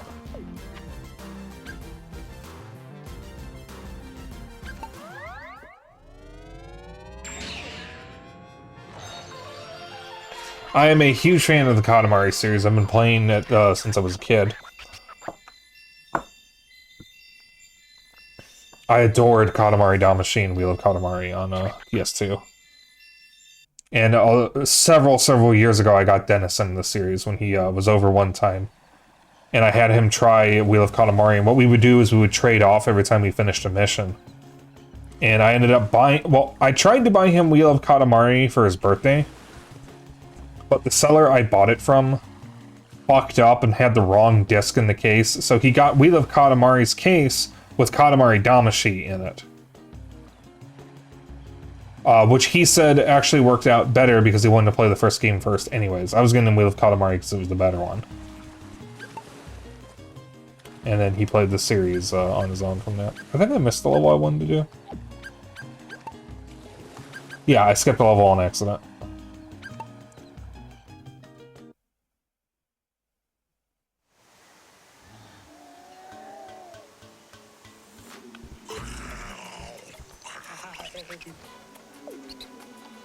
Just unexpected too, since it was $20. Wait, which one?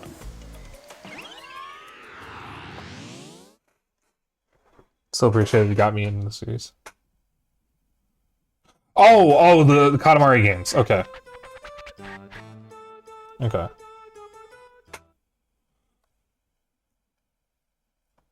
Yeah, I mean, the series has never really done well outside of Japan. I don't even know if it did well in Japan. But, it was something that my grandma picked up for me. And I ended up becoming obsessed with because it was so weird and different. But the thing is, there's something, like, uniquely satisfying about this series of just rolling stuff up. Oh, fun fact, the magnets in this level can affect the fishing hooks, which is really annoying. I really hate that it affects them.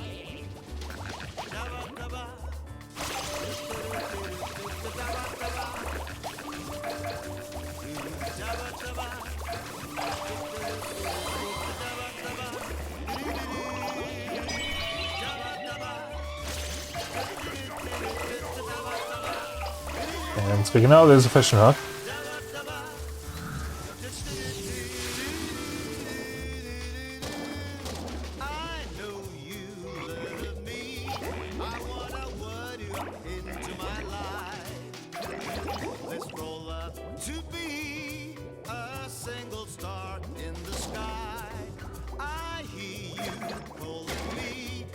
Music just really helped. Yeah, the first Katamari has the best soundtrack of the series, and none of the sequels, not even Wheel of Katamari, have as good of a soundtrack. Wheel of Katamari's soundtrack is good. Don't get me wrong, it's a really good soundtrack, and it's the second best of the series. But none of the games have come anywhere close to matching that soundtrack. The combination of Katamari Damacy's soundtrack and Wheel of Katamari's soundtrack is just perfect. They're just masterpieces of a soundtrack.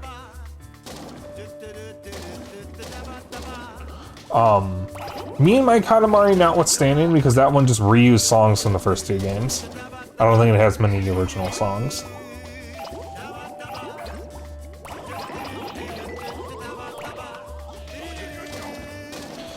Beautiful Katamari and this game do have good soundtracks, though. It's just that there's less songs that I like in them. But I mean, Beautiful Katamari had Boyfriend to Go-Go, which is a really good song. And even Touch My Katamari soundtrack is pretty good from what I listened to.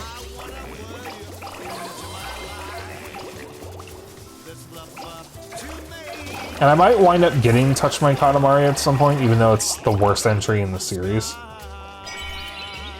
Aside from all the weird mobile games that have come out that don't play anything like the rest of the series.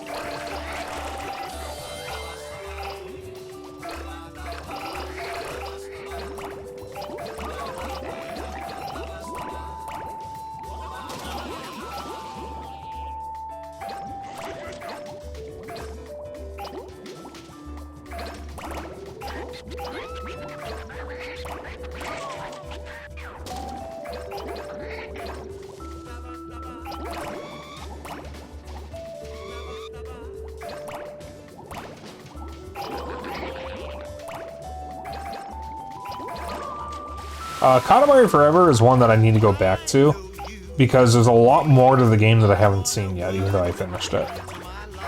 Because finishing the game with normal mode unlocks an alternate mode that you have to run through all the levels again with. And And I think there's a couple extra modes that are like supposedly alter the gameplay or something.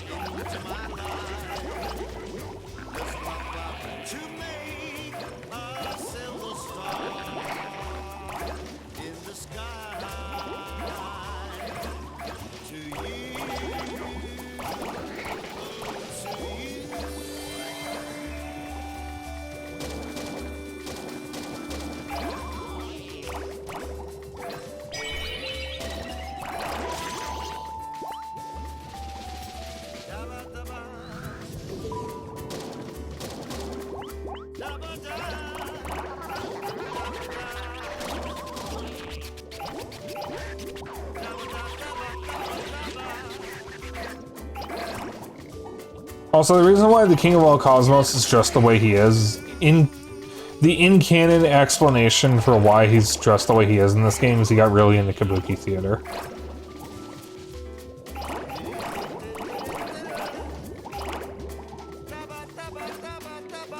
At least that's what he says.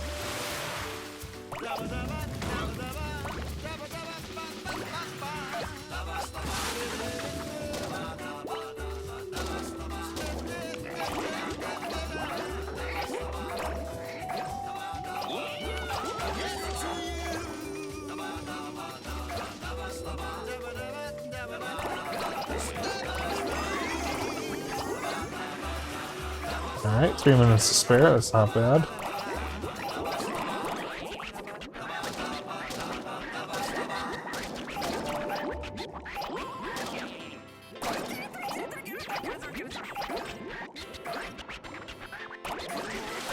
But one of the songs I was commenting on earlier, K Sarah Sarah, that's something that I sing with my girlfriends sometimes.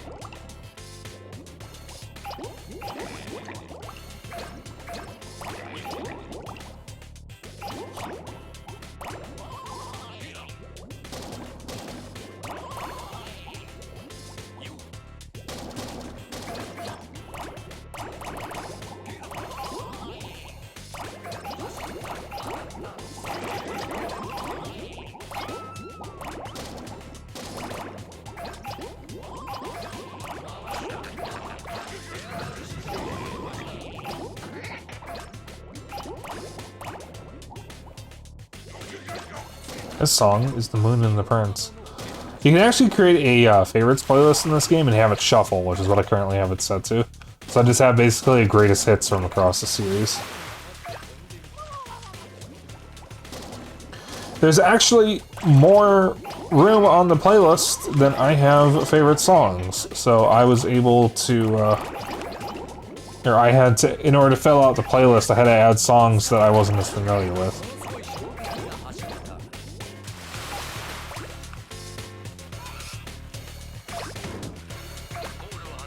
Okay, can't get through his crotch.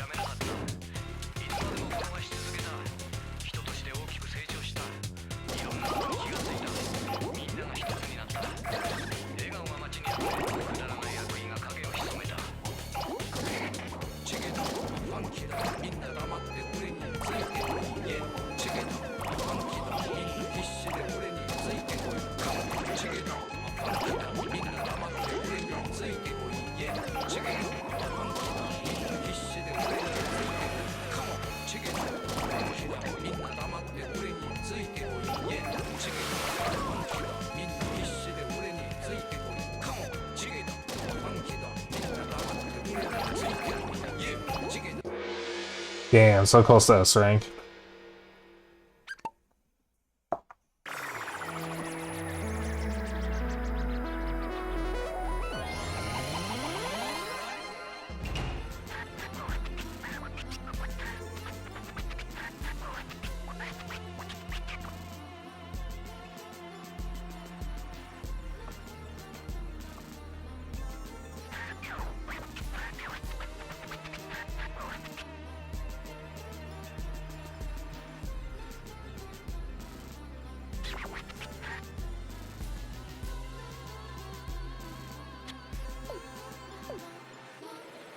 Alright.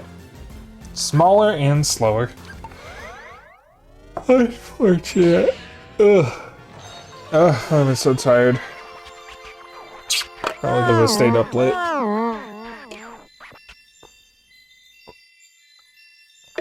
I don't even remember what I was doing last night. I just stayed up late because I got wrapped up in something.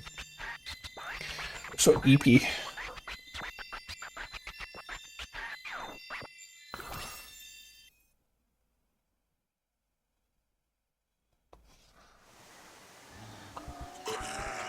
Alright.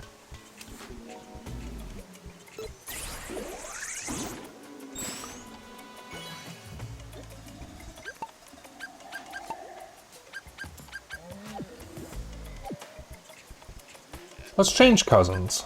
Wait a minute. I am going to play as...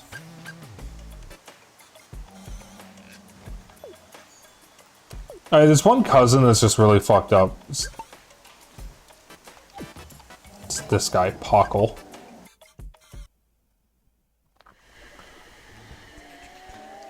Like... This is not a cousin, this is just a guy. Why does he look like the elf on the shelf? I hate him. Speak of Noko.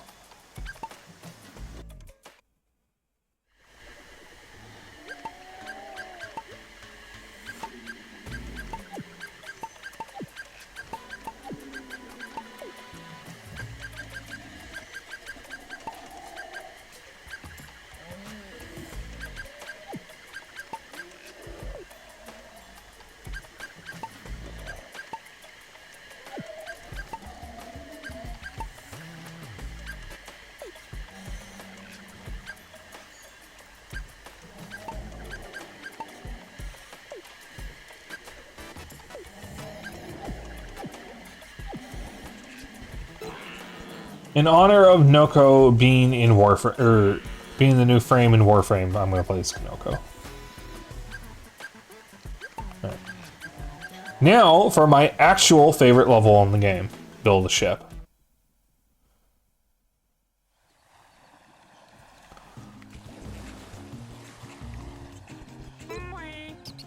Alright, we have enough time for maybe 2 more levels after this. Maybe just 1.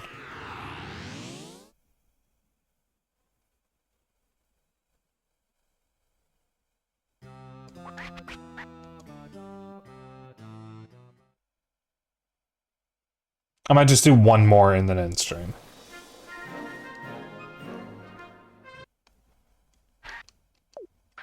So for this level, we're rolling up wood. So we can build a boat.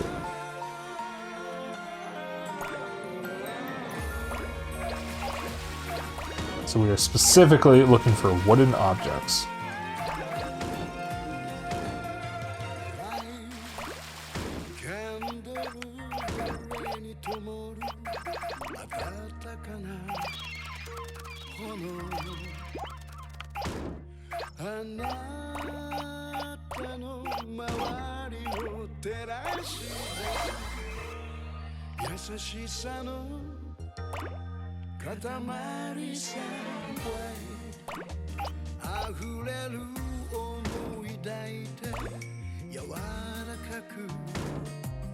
One of the cousins is locked in the cage.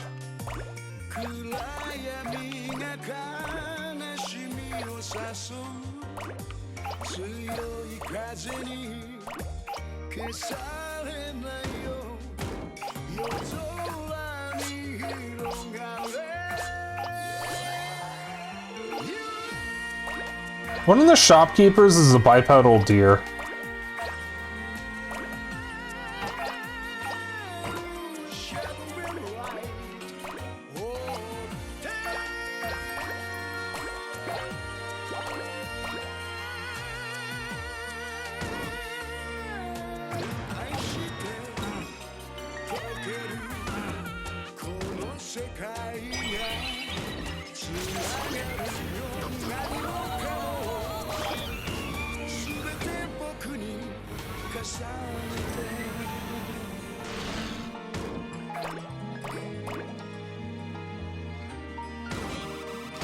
Owies. Owies.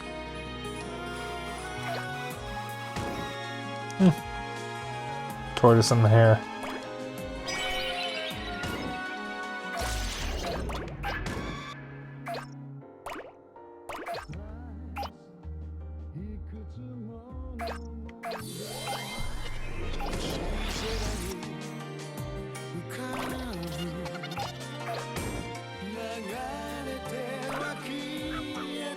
Dog with fleas?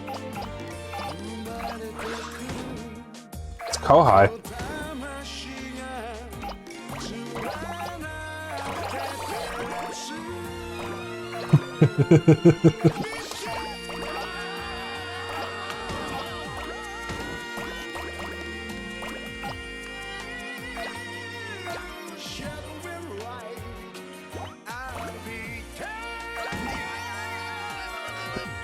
Fuck! Okay.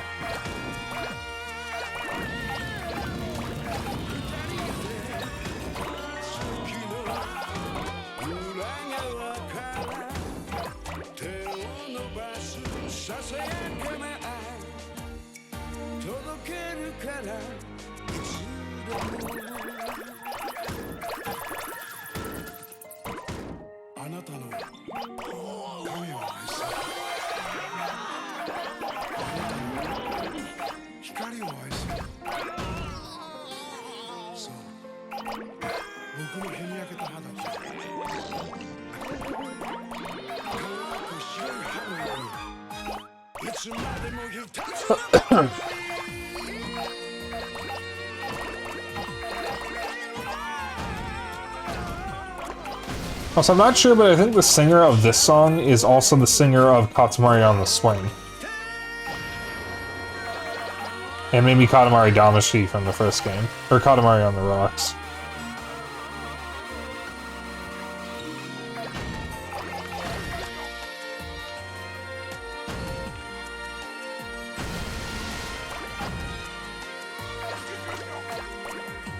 Bro's got a set of lungs on him, holy shit.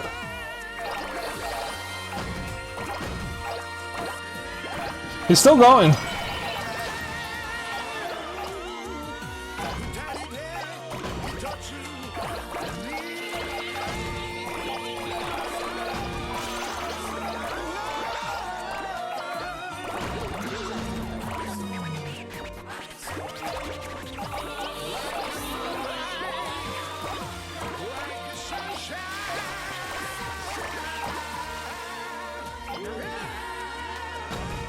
Okay, Mr. Sunshine.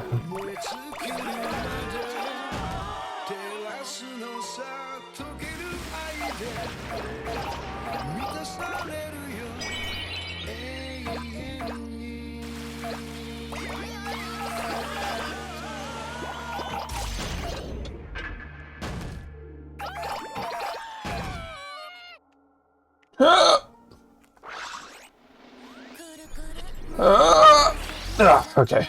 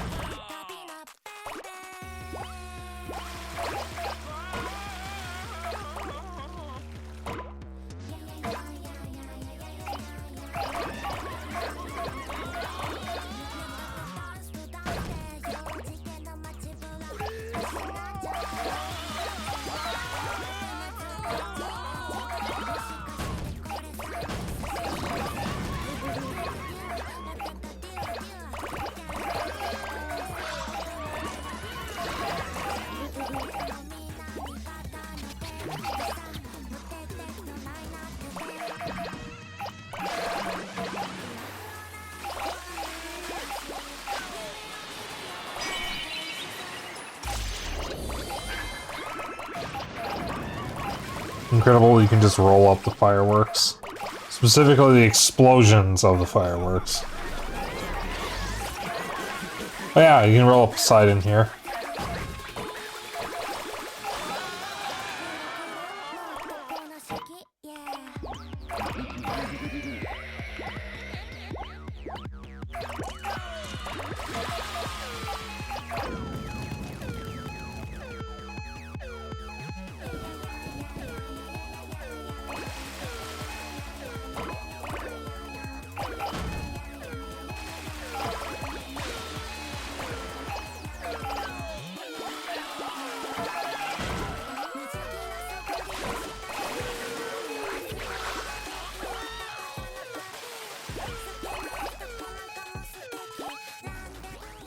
Alright, there we go.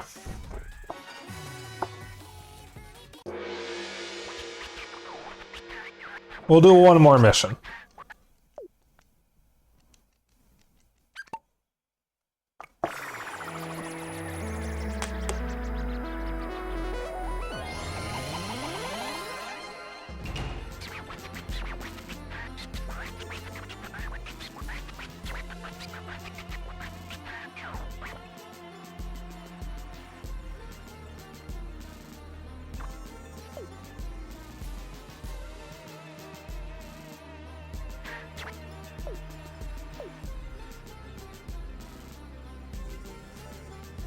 It's bigger, and it's made out of more wooden items. So, yeah. You playing it?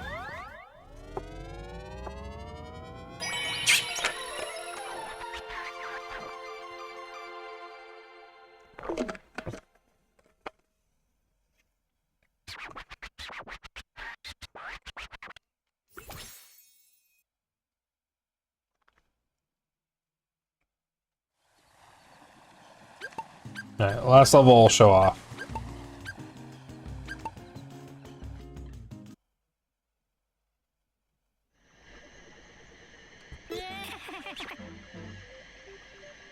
So this level, you have to roll up food and fry a katamari.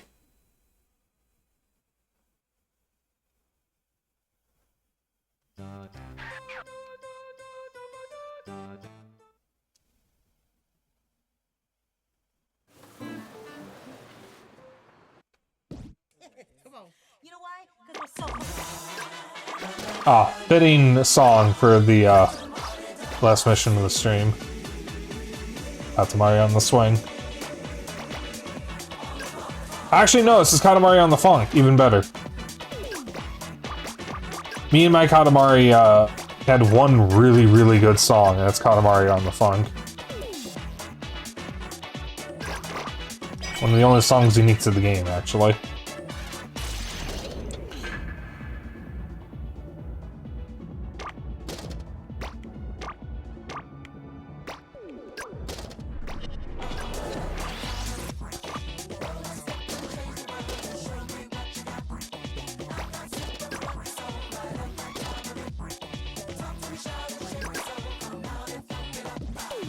Oh.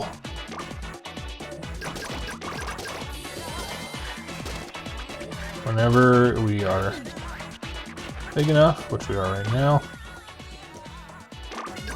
we can get tossed in the pot. Or go in the pot.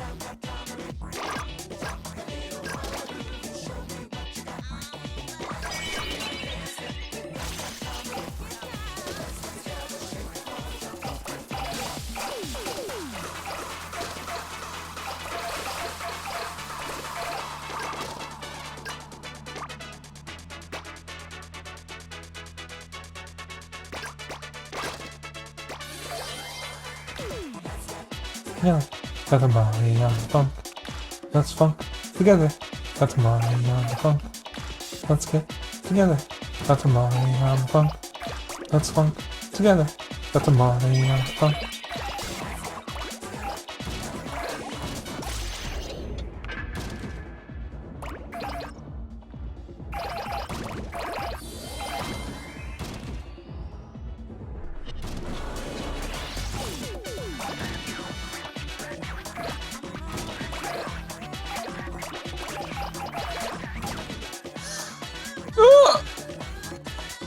I think if you fall off, you fail.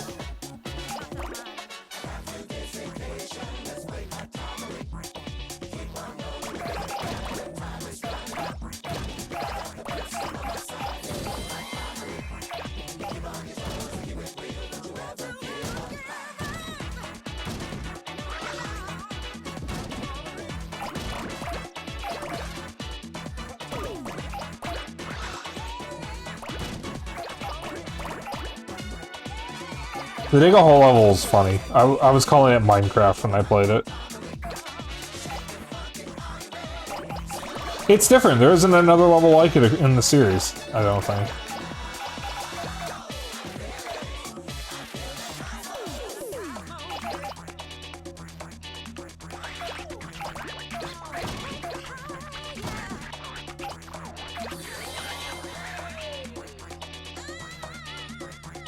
Okay, so you don't fail, he just saves you.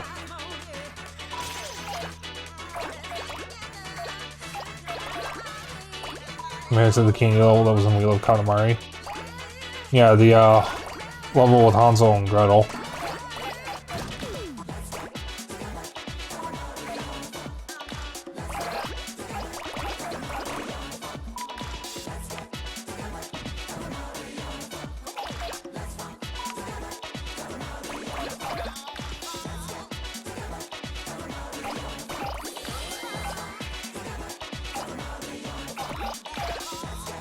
So regarding getting the the soundtrack DLC for this, it is worth getting if you like the soundtracks from the previous games, and if you want more customizations. However, I can also understand like kind of sort of boycotting it because it's really unnecessary to have DLC in a game like this. I decided to get it because I could justify it, because I want to throw more money towards the Katamari series.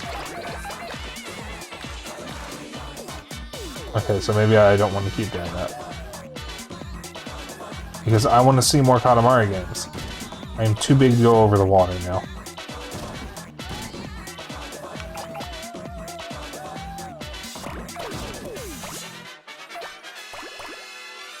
Oh, I need to hurry and get to the thingy.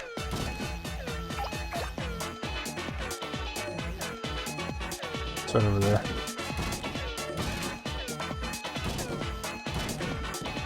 Oh dear. Okay, we're good.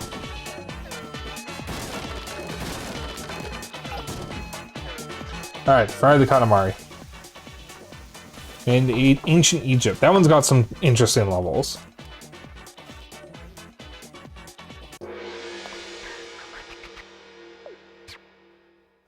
Skedaddle. Do you think the King of all Cosmos would say Skibbity? To seem hip and cool.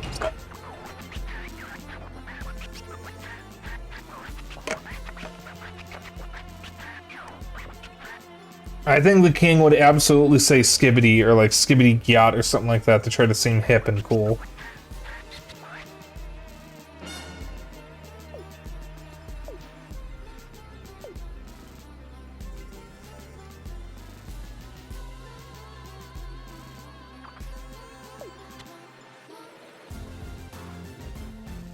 He tells you to touch grass. He does. He actually says, tells you to touch grass. It's incredible. It's slower, but it's bigger. Oh yeah, you make a takoyaki planet.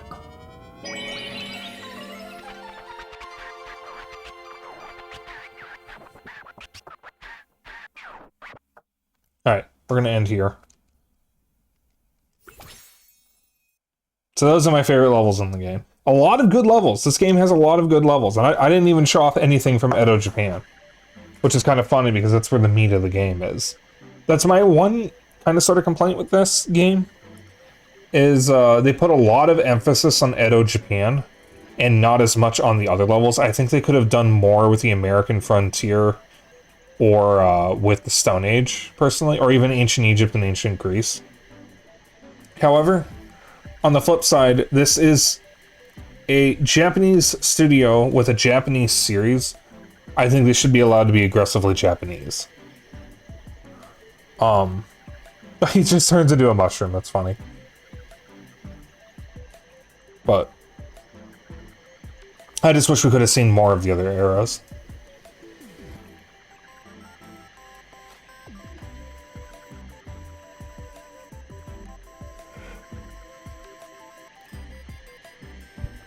Ugh, yawn.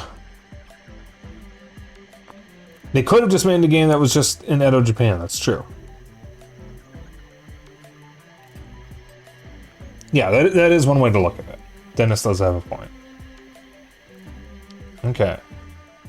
So that will be it.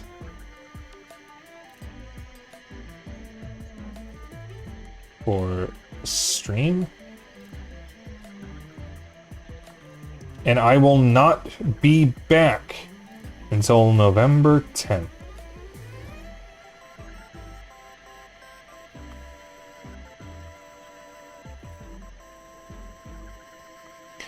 When I return in November, I will be playing a few games. I gotta find my notes. Hang on, where did I put them? Here they are. When I return in November 10th, on November 10th, that week we will be playing Hollow Knight, Chibi Robo, Grapple Dogs, Cosmic Canines, and Earthbound. So I hope you all look forward to that. I know you all won't be able to live without me for a whole week, but I would like to take a break for a bit because I'm very bad about taking breaks from streaming. I don't think I've had a break all year aside from just taking a couple days off before or after a marathon.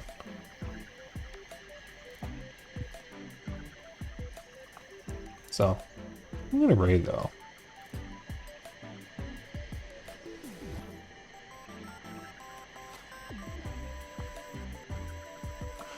Who should I leave you guys with?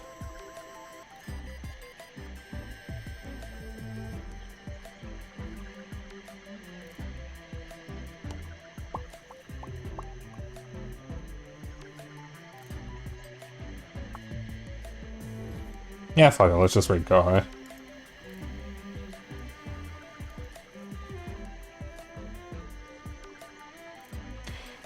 I see no reason not to. I mean, after all,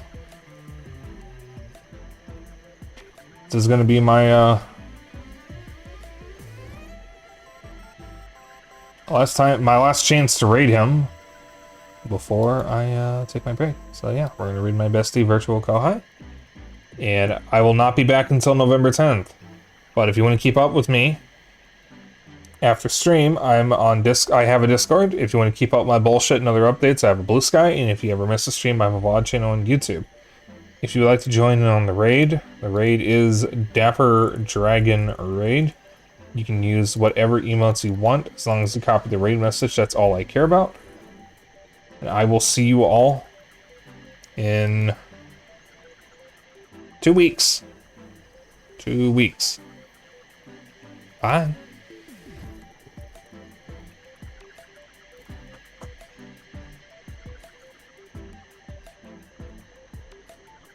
I have a bunch of personal little side projects that I want to get done. Nothing really like major, just stuff that I've been putting off because of stress from laptop issues. But I think my laptop issues are gone, so I can finally get them done and not be stressing out the whole time.